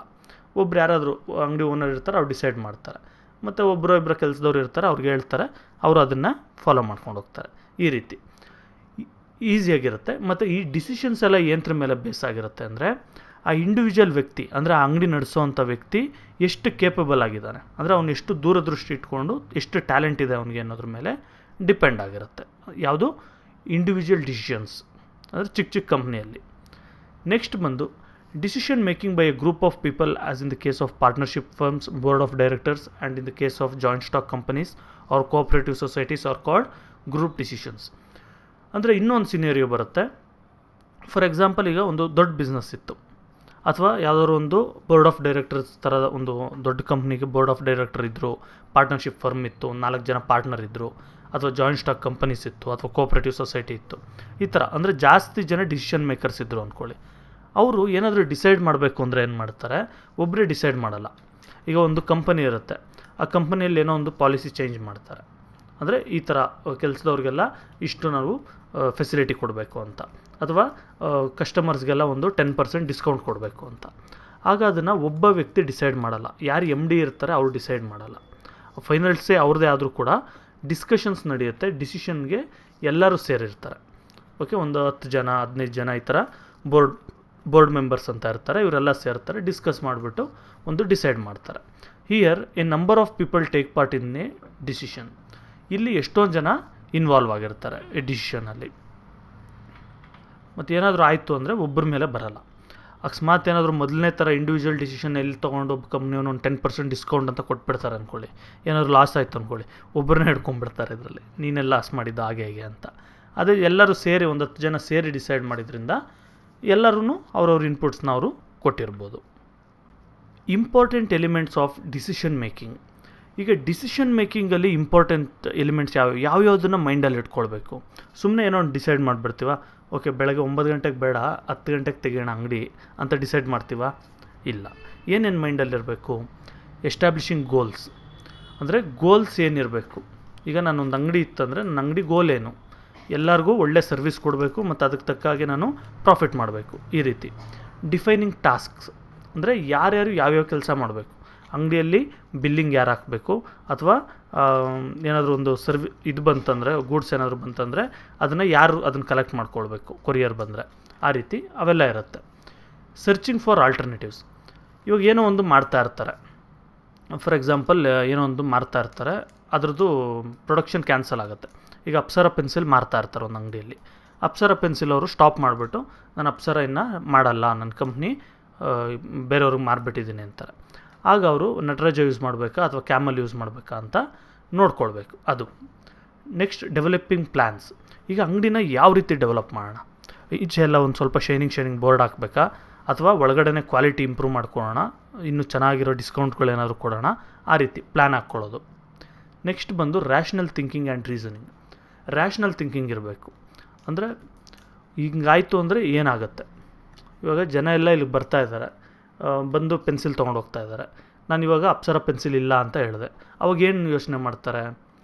ಈಗ ಇನ್ನೊಂದು ಯಾವುದೋ ಒಂದು ಕಂಪ್ನಿ ಇದೆ, XYZ ಅಂತ ಒಂದು ಕಂಪ್ನಿ ಇದೆ, ಅವ್ರ ಪೆನ್ಸಿಲ್ ತುಂಬ ಕ್ವಾಲಿಟಿ ಚೆನ್ನಾಗಿದೆ, ಆದರೆ ಅದನ್ನು ಯಾರಿಗೂ ಪಬ್ಲಿಸಿಟಿ ಇಲ್ಲ, ಯಾರಿಗೂ ಗೊತ್ತಿಲ್ಲ ಕಂಪ್ನಿ ಬಗ್ಗೆ. ಈಗ ನಾನು ಆ ಪೆನ್ಸಿಲ್ ಇಡೋಣ ಅಥವಾ ನಟರಾಜ ಪೆನ್ಸಿಲ್ ಇಡೋಣ, ಅದು ಯೋಚನೆ ಮಾಡಬೇಕು. ಇದನ್ನು ತೊಗೊಳ್ತಾರೆ ಅದನ್ನು ತೊಗೊಳ್ತಾರ ಅಂತ. ಆವಾಗ ಅಂಗಡಿಯವನೇನು ಯೋಚನೆ ಮಾಡ್ತಾನೆ, ಓಕೆ ಇದು ಒಳ್ಳೆ ಕ್ವಾಲಿಟಿ ಇದೆ ಅಂತ ಅದು ಇಡ್ತಾನೆ. ನೆಕ್ಸ್ಟ್ ಏನಾಗುತ್ತೆ, ಅದ್ರ ಹೆಸರೇ ಯಾರು ಕೇಳಿರಲ್ಲ, ಅದು ಯಾವುದೋ ಲೋಕಲ್ ಕಂಪ್ನಿ ಅಂತ ಯಾರು ತೊಗೊಳಕ್ಕೆ ಹೋಗಲ್ಲ, ಹಾಗೂ ಆಗ್ಬೋದು. ಅಥವಾ ಓಕೆ ಇದು ಚೆನ್ನಾಗಿದೆಯಲ್ವಾ ಅಂತ ಪರ್ಚೇಸ್ ಮಾಡ್ಬೋದು. ಅದ್ರ ಬಗ್ಗೆ ಅವ್ನು ಡಿಸೈಡ್ ಮಾಡಬೇಕು, ಈ ಥರ ನಡೆಯುತ್ತೆ ನನ್ನ ಲೋಕ್ಯಾಲಿಟಿಯಲ್ಲಿ ಅಂತ. ನೆಕ್ಸ್ಟ್ ಬಂದು ಸಿಚುವೇಶನ್ಗೆ ತಕ್ಕಾಗೆ ಚೇಂಜ್ ಆಗುವಂಥದ್ದು. ಈಗ ಏನೋ ಬಂತು, ಒಂದು ಪ್ರಾಬ್ಲಮ್ ಬಂತು ಅಂತ ಹೇಳಿದ್ರೆ ಅದರಿಂದ ಹೊರಗಡೆ ಬರೋದು, ಅಥವಾ ಏನೋ ಒಂದು ಸಿಚುವೇಶನ್ ಕ್ರಿಯೇಟ್ ಆಯಿತು, ಸಡನ್ನಾಗಿ ಡಿಸೈಡ್ ಮಾಡೋವಂಥದ್ದು. ಕೆಲವೆಲ್ಲ ಡಿಸೈಡ್ ಬಂದು ಓಕೆ ನಾನು ಒಂದು ಬೋರ್ಡ್ ಮೀಟಿಂಗ್ ಮಾಡ್ತೀನಿ, 10-12 ಜನ ಕೂತ್ಕೊಂಡು ಡಿಸೈಡ್ ಮಾಡ್ತೀನಿ, ಆ ಥರ ಎಲ್ಲ ಮಾಡೋಕ್ಕಾಗಲ್ಲ, ಇಮಿಡಿಯೇಟ್ ತೊಗೊಳ್ಬೇಕಾಗತ್ತೆ. ಹಾಗೆ ಎವ್ಯಾಲ್ಯುವೇಷನ್, ಅಂದರೆ ನಾನು ಡಿಸೈಡ್ ಮಾಡಿ ಒಂದೇನೋ ಒಂದು ಓಕೆ ಮಾಡಿದ್ದೀನಿ, ಇದು ಚೆನ್ನಾಗಿ ನಡೀತಾ ಇದೆಯಾ ಅಥವಾ ಇನ್ನೂ ಏನಾದರೂ ಪ್ರಾಬ್ಲಮ್ ಇದೆಯಾ ಅಥವಾ ರಿಫೈನ್ಮೆಂಟ್ ಏನಾದರೂ ಮಾಡಬೇಕಾ, ಅದು ಕೂಡ ಮೈಂಡಲ್ಲಿ ಇಟ್ಕೊಳ್ಬೇಕು ಅವರು. ನೆಕ್ಸ್ಟ್ ಬಂದು ಡಿಸಿಷನ್ ಮೇಕಿಂಗ್ ಏನಕ್ಕೆ ತುಂಬ ಇಂಪಾರ್ಟೆಂಟ್ ಅಂತ. Decision making solves many problems in the business organisation. ನೋಡಿ ಎಷ್ಟೊಂದು ಪ್ರಾಬ್ಲಮ್ಸ್ ಬರುತ್ತೆ ಒಂದು ಬಿಸ್ನೆಸ್ ಇತ್ತು ಅಂತ ಹೇಳಿದ್ರೆ, ಆಗ ಆ ಪ್ರಾಬ್ಲಮ್ ಎಲ್ಲ ಕೂಡ ಸಾಲ್ವ್ ಮಾಡಬೇಕು ಅಂದರೆ ಡಿಸಿಷನ್ ತುಂಬ ಇಂಪಾರ್ಟೆಂಟ್ ಆಗಿರುತ್ತೆ. While an appropriate decision can bring profit to organisation, a wrong decision can result in loss. ನೋಡಿ ಕರೆಕ್ಟ್ ಡಿಸಿಷನ್ ತೊಗೊಂಡಿದ್ರು ಅಂತ ಹೇಳಿದ್ರೆ ಅದು ಕಂಪ್ನಿಗೆ ಲಾಭ ತಂದುಕೊಡುತ್ತೆ. ಅಕಸ್ಮಾತ್ ರಿಸಲ್ಟ್ ಏನಾದರೂ ಡಿಸಿಷನ್ ಏನಾದರೂ ತಪ್ಪಾಗಿ ತೊಗೊಂಡ್ಬಿಟ್ರು ಅಂದರೆ ಅದು ಲಾಸ್ ಆಗುತ್ತೆ. ಈ ಡಿಸ್ಕೌಂಟ್ ವಿಷಯದಲ್ಲಿ ಹೇಳಿದ್ನಲ್ಲ ಆ ರೀತಿ. ಇವಾಗ 10% ಡಿಸ್ಕೌಂಟ್ ಕೊಟ್ಟರೆ ಜಾಸ್ತಿ ಜನ ಪರ್ಚೇಸ್ ಮಾಡ್ತಾರೆ ಅಂತ ಪ್ಲ್ಯಾನ್ ಹಾಕ್ಕೊಂಡಿರ್ತಾರೆ, ಅದು ಆ ಥರ ಆಯಿತು ಅಂತ ಹೇಳಿದ್ರೆ ಪ್ರಾಫಿಟ್ ಬರುತ್ತೆ. ಅಕಸ್ಮಾತ್ ಆ ಥರ ಆಗಿಲ್ಲ ಅಂದರೆ 10% ಕೂಡ ಇರೋದ್ರಲ್ಲೇ ಲಾಸ್ ಆಗುತ್ತೆ. ಆ ರೀತಿ the following points are to be kept in mind while making decisions. ಈಗ ಡಿಸಿಷನ್ ಮೇಕಿಂಗಲ್ಲಿ ಇನ್ನೂ ಏನೇನು ಮೈಂಡಲ್ಲಿ ಇಟ್ಕೊಳ್ಬೇಕು ಅಂತ. ಟೈಮ್ ಫ್ಯಾಕ್ಟರ್, ಯಾವ ಟೈಮಲ್ಲಿ ಮಾಡಬೇಕು ಏನು, ಅಂದರೆ ಈ ಡಿಸಿಷನ್ ಇವಾಗೇ ತೊಗೊಳ್ಬೇಕಾ ಅಥವಾ ಇನ್ನೂ 6 ತಿಂಗಳಾದ್ಮೇಲೆ ತೊಗೊಳ್ಳ. ಅದು ಎಕ್ಸ್ಪೀರಿಯನ್ಸ್, ಅಂದರೆ ಡಿಸಿಷನ್ ಮೇಕರು ಎಕ್ಸ್ಪೀರಿಯನ್ಸ್ ಮೇಲೂ ಕೂಡ ಹೋಗುತ್ತೆ. ಇವರು ಹೊಸ್ದಾಗಿ ಯಾವುದೋ ಕಂಪ್ನಿಗೆ CEO ಆಗಿ ಬಂದಿದ್ರು ಅಂದ್ಕೊಳ್ಳಿ, ಅವ್ರು ಯದ್ವಾ ಡಿಸಿಷನ್ ತೊಗೊಂಡ್ರು ಅಂದರೆ ಏನು ಬೇಕಾದ್ರೂ ಆಗ್ಬೋದು, ಅದು ರಿಸ್ಕ್ ಇರುತ್ತೆ. ಅದು ಕೂಡ ಒಳ್ಳೆ ಎಕ್ಸ್ಪೀರಿಯನ್ಸ್ ಇತ್ತು ಅಂದರೆ ಒಂದು 5 ವರ್ಷ ಆ ಥರ, ಅವಾಗ ಓಕೆ ಡಿಸಿಷನ್ನು ಈ ಥರ ತೊಗೊಳೋದಕ್ಕೆ ಅವ್ರಿಗೆ ಗೊತ್ತು ಹೆಂಗೆ ತೊಗೊಳ್ಬೇಕು ಅಂತ, ಜನ ಯಾವ ರೀತಿ ರಿಯಾಕ್ಟ್ ಆಗ್ತಾರೆ ಅಂತ ಗೊತ್ತು ಅನ್ನೋದು ಮೈಂಡಲ್ಲಿರುತ್ತೆ. ನೆಕ್ಸ್ಟ್ ವೈಸ್ ಡಿಸಿಷನ್, ವಿಸ್ಡಮ್ ಅಂದರೆ ನಾಲೆಡ್ಜಬಲ್ ಆಗಿರಬೇಕು ಕರೆಕ್ಟ್ ಡಿಸಿಷನ್ ತೊಗೊಳೋದಕ್ಕೆ. ನೆಕ್ಸ್ಟ್ ಫರ್ಮ್ನೆಸ್, ಒಂದು ಸರಿ ಡಿಸಿಷನ್ ತೊಗೊಂಡ್ಮೇಲೆ ಆ ಕಡೆ ಈ ಕಡೆ ನೋಡೋದು ಅದೆಲ್ಲ ಮಾಡಬಾರ್ದು. ಅಂದರೆ ಓಕೆ ನಾನು ಈ ಡಿಸಿಷನ್ ತೊಗೊಂಡಿದ್ದೀನಿ, ನನ್ನ ಕಂಪ್ನಿನ ಈ ಥರ ರನ್ ಮಾಡ್ತಾಯಿದ್ದೀನಿ, ಅದನ್ನು ಕಂಟಿನ್ಯೂ ಮಾಡ್ಕೊಂಡು ಹೋಗೋದು. ಈಗ ಯಾವುದೇ ಒಂದು ಡಿಸಿಷನ್ ತೊಗೊಂಡು ಏನಾದರೂ ಮಾಡ್ತಾಯಿದ್ರೆ ಆ ಕಡೆ ಈ ಕಡೆ ಇರೋರು ಹೇಳ್ತಾರೆ ಇದು ಸರಿ ಇಲ್ಲ, ಈ ಥರ ಏನಕ್ಕೆ ಮಾಡಿದೆ, ಇದು ವರ್ಕ್ ಆಗಲ್ಲ ಅಂತ. ಅದು ಇದ್ದೇ ಇರುತ್ತೆ ಏನು ಮಾಡಿದ್ರು ಕೂಡ. ಆದರೆ ಅದನ್ನೆಲ್ಲ ದಾಟಿ ನಾನು ನಡೆಸ್ತೀನಿ, ನಾನು ಹಿಂಗೆ ನಡೆಸ್ತೀನಿ ಅಂತ ಹೇಳೋವಂಥದ್ದು. ನೆಕ್ಸ್ಟ್ ಬೋಲ್ಡ್ನೆಸ್ ಅಂದರೆ ಅದು ಕೂಡ ಧೈರ್ಯವಾಗಿ ಇದು ಮಾಡ್ತೀನಿ, ಏನೇ ಆದರೂ ನಾನು ನೋಡ್ಕೊತೀನಿ ಅನ್ನೋವಂಥದ್ದು. ನೆಕ್ಸ್ಟ್ ಕ್ಲಾರಿಟಿ, ಏನಕ್ಕೋಸ್ಕರ ನಾನು ಡಿಸಿಷನ್ ಮಾಡಿದ್ದೀನಿ ಅದರಲ್ಲಿ ನಾನು ಕ್ಲಿಯರ್ ಆಗಿದ್ದೀನ, ನನಗೆ ಕ್ಲಾರಿಟಿ ಇದೆಯಾ, ಇದು ವರ್ಕ್ ಆಗುತ್ತಾ ಇಲ್ವಾ ಅನ್ನೋದು. Solving a problem is directly linked with decision. ಒಂದು ಪ್ರಾಬ್ಲಮ್ ಸಾಲ್ವ್ ಆಗಬೇಕು ಅಂದರೆ ಅದು ಡಿಸಿಷನ್ ಮೇಲೇ ನಿಂತಿರೋವಂಥದ್ದು. The following factors are to be kept in mind well taking decisions. ಮತ್ತು ಡಿಸಿಷನ್ ತೊಗೊಳ್ಳೋದ್ರಲ್ಲಿ ಇನ್ನೂ ಏನೇನು ಮೈಂಡಲ್ಲಿ ಇಟ್ಕೊಳ್ಬೇಕು. ಅನಲೈಸಿಂಗ್ ದಿ ಪ್ರಾಬ್ಲಮ್, ಮೊದಲು ಪ್ರಾಬ್ಲಮ್ ಏನೇನಿದೆ, ಏನಕ್ಕೆ ಪ್ರಾಬ್ಲಮ್ ಬಂತು ಅದೆಲ್ಲ ಅನಲೈಸ್ ಮಾಡೋದು. ಏನು ಪ್ರಾಬ್ಲಮ್ಮು, ಏನಕ್ಕೆ ಬಂತು, ಏನೇನು ಕಾರಣ ಅದು. Planning of course of action, ಅಂದರೆ ಈ ಪ್ರಾಬ್ಲಮ್ನ ಸಾಲ್ವ್ ಮಾಡಬೇಕು ಅಂದರೆ ನಾನು ಏನೇನು ಮಾಡಬೇಕು ಅಂತ ಪ್ಲ್ಯಾನ್ ಮಾಡ್ಕೊಳ್ಳೋದು. Next maintaining courage and patience, ಅಂದರೆ ಕರೇಜ್ ಇಟ್ಕೊಳ್ಳೋದು ಮತ್ತು ಪೇಷನ್ಸಿಂದ ಇರೋವಂಥದ್ದು. ಓಕೆ, ಅದು ಕೆಲವು ಪ್ರಾಬ್ಲಮ್ಸ್ ಎಲ್ಲ ಇಮಿಡಿಯೇಟಾಗಿ ಸಾಲ್ವ್ ಆಗೋಲ್ಲ, ಕೆಲವು ಲೇಟ್ ಆಗ್ಬೋದು, ಆದರೂ ಪೇಷನ್ಸಿಂದ ವೆಯ್ಟ್ ಮಾಡಬೇಕು. ಫೋರ್ಸೈಟೆಡ್ನೆಸ್ ಅಂದರೆ ದೂರದೃಷ್ಟಿ ಇಟ್ಕೊಳ್ಳೋದು. ಇವಾಗೇನೋ ನಾನು ಈ ಪ್ರಾಬ್ಲಮ್ನ ತಕ್ಷಣ ಕ್ಲಿಯರ್ ಮಾಡಿಬಿಡ್ತೀನಿ, ಫ್ಯೂಚರಲ್ಲೂ ಇದೇ ಪ್ರಾಬ್ಲಮ್ ಬಂದರೆ ಅಥವಾ ಈ ಪ್ರಾಬ್ಲಮ್ ಇನ್ನೊಂದು ಥರ ಟರ್ನ್ ಆಗಿ ಇನ್ನೊಂದು ಪ್ರಾಬ್ಲಮ್ ಕ್ರಿಯೇಟ್ ಆದರೆ ಆ ರೀತಿ ಕೂಡ ಮೈಂಡಲ್ಲಿ ಇಟ್ಕೊಂಡಿರೋವಂಥದ್ದು. ನೆಕ್ಸ್ಟ್ ಬಂದು last point, ability to take quick and wise decision. ಕೆಲವು ಸಾರಿ ಡಿಸಿಷನ್ ಎಲ್ಲ ಇಮಿಡಿಯೇಟಾಗಿ ತೊಗೊಳ್ಬೇಕಾಗತ್ತೆ. ಫಾರ್ ಎಕ್ಸಾಂಪಲ್ ನೀವು ಒಂದು ಹಾವು ನೋಡ್ತೀರಾ, ಹಾವು ನೋಡಿದ್ರೆ ಅಂದ್ಕೊಳ್ಳಿ ಇಮಿಡಿಯೇಟಾಗಿ ಓಡಬೇಕು, ಕ್ವಿಕ್ಕಾಗಿರಬೇಕು. ಅದೇ ನೀವು ವೆಯ್ಟ್ ಮಾಡಿಕೊಂಡು ನಾನು ಡಿಸೈಡ್ ಮಾಡ್ತೀನಿ, ನಾನು ಪ್ರಾಬ್ಲಮ್ ಅನಲೈಸ್ ಮಾಡ್ತೀನಿ, ಈ ಹಾವು ಎಲ್ಲಿಂದ ಬಂತು, ಇದೇನು ಮಾಡುತ್ತೆ ಅಂತ ನೋಡ್ಕೊಂಡು ಕೂತ್ಕೊಂಡ್ರೆ ಕಚ್ಚಿಬಿಡುತ್ತೆ ಅದು. ಅದಕ್ಕೆ ಅದು ಇರಬೇಕು, ಎಲ್ಲಿ ಕ್ವಿಕ್ಕಾಗಿ ಡಿಸಿಷನ್ ತೊಗೊಳ್ಬೇಕು ಅಲ್ಲಿ ಕ್ವಿಕ್ಕಾಗಿ ತೊಗೊಳ್ಬೇಕು. ಇಲ್ಲಿ ಕೊಟ್ಟಿದ್ದಾರಲ್ಲ ಟೈಮ್ ಫ್ಯಾಕ್ಟರ್, ಆ ಥರ ಯಾವಾಗ ಲೇಟಾಗಿ ತೊಗೊಳ್ಬೇಕು ಡಿಸಿಷನ್ನು ಅವಾಗ ಲೇಟಾಗಿ ತೊಗೊಳ್ಬೇಕು. ನಿಮ್ಗೆ ಇನ್ನೂ 8th standard 9th standard 10th standard ಈ ಕ್ಲಾಸಸ್ಗೆ ರಿಲೇಟ್ ಆಗಿರೋಂಥ ಇನ್ನೂ ಎಷ್ಟೋ ವಿಡಿಯೋಸ್ ಬೇಕು, ಬೇರೆ ಚಾಪ್ಟರ್ಸ್ ವಿಡಿಯೋಸ್ ಬೇಕು ಅಂದರೆ ಯೂಟ್ಯೂಬ್ಗೆ ಹೋಗಿ ಟೀಚ್ ಕರ್ನಾಟಕ ಅಂತ ಟೈಪ್ ಮಾಡಿ, ಸರ್ಚ್ ಮಾಡಿ, ಚಾನಲ್ ಬರುತ್ತೆ, ಚಾನಲ್ ಓಪನ್ ಮಾಡಿ. ಇದರಲ್ಲಿ ನಿಮಗೆ ವಿಡಿಯೋಸ್ ಅಂತ ಆಪ್ಷನ್ ಇದೆ. ಈ ವಿಡಿಯೋಸ್ ಓಪನ್ ಮಾಡಿದ್ರೆ ನಿಮ್ಗೆ ಇದರಲ್ಲಿ ಎಲ್ಲ ಅಪ್ಲೋಡ್ ಆಗಿರೋವಂಥ ಪ್ರತಿಯೊಂದು ಕ್ಲಾಸ್ದು ಪ್ರತಿಯೊಂದು ವಿಡಿಯೋ ಮತ್ತು ಪ್ರತಿಯೊಂದು ನೋಟ್ಸ್ ಎಲ್ಲ ಕೂಡ ಸಿಗುತ್ತೆ. ಒಂದು ವೇಳೆ ನಿಮ್ಗೆ ಇದರಲ್ಲಿ ಹುಡ್ಕೋದು ತುಂಬ ಜಾಸ್ತಿ ಇದೆ, ಹಂಡ್ರೆಡ್ಸ್ ಆಫ್ ವಿಡಿಯೋಸ್ ಇರುತ್ತೆ, ನಿಮ್ಗೆ ಹುಡ್ಕೋಕ್ಕೆ ಕಷ್ಟ ಆಗುತ್ತೆ ಅಂದಲ್ಲಿ ಪ್ಲೇ ಲಿಸ್ಟ್ಗೆ ಹೋಗ್ಬೋದು. ಪ್ಲೇ ಲಿಸ್ಟ್ಗೆ ಹೋದರೆ ಈಗ 6th note, 9th notes, 8th standard science ಇರ್ಬೋದು, 8th standard social, 9th social, 9th science, ಈ ಥರ ಎಲ್ಲ ಬರುತ್ತೆ. ಇದರಲ್ಲಿ ನೀವು ಓಪನ್ ಮಾಡಿ 8th ಸ್ಟ್ಯಾಂಡರ್ಡ್ ಸೈನ್ಸಲ್ಲಿ ಯಾವುದಿದೆ ಅದೆಲ್ಲ ಕೂಡ ಈ ಪ್ಲೇ ಲಿಸ್ಟಲ್ಲಿ ಸಿಗುತ್ತೆ ನಿಮಗೆ. ಇದನ್ನು ನೋಡ್ಬೋದು ನೀವು. Okay, thank you.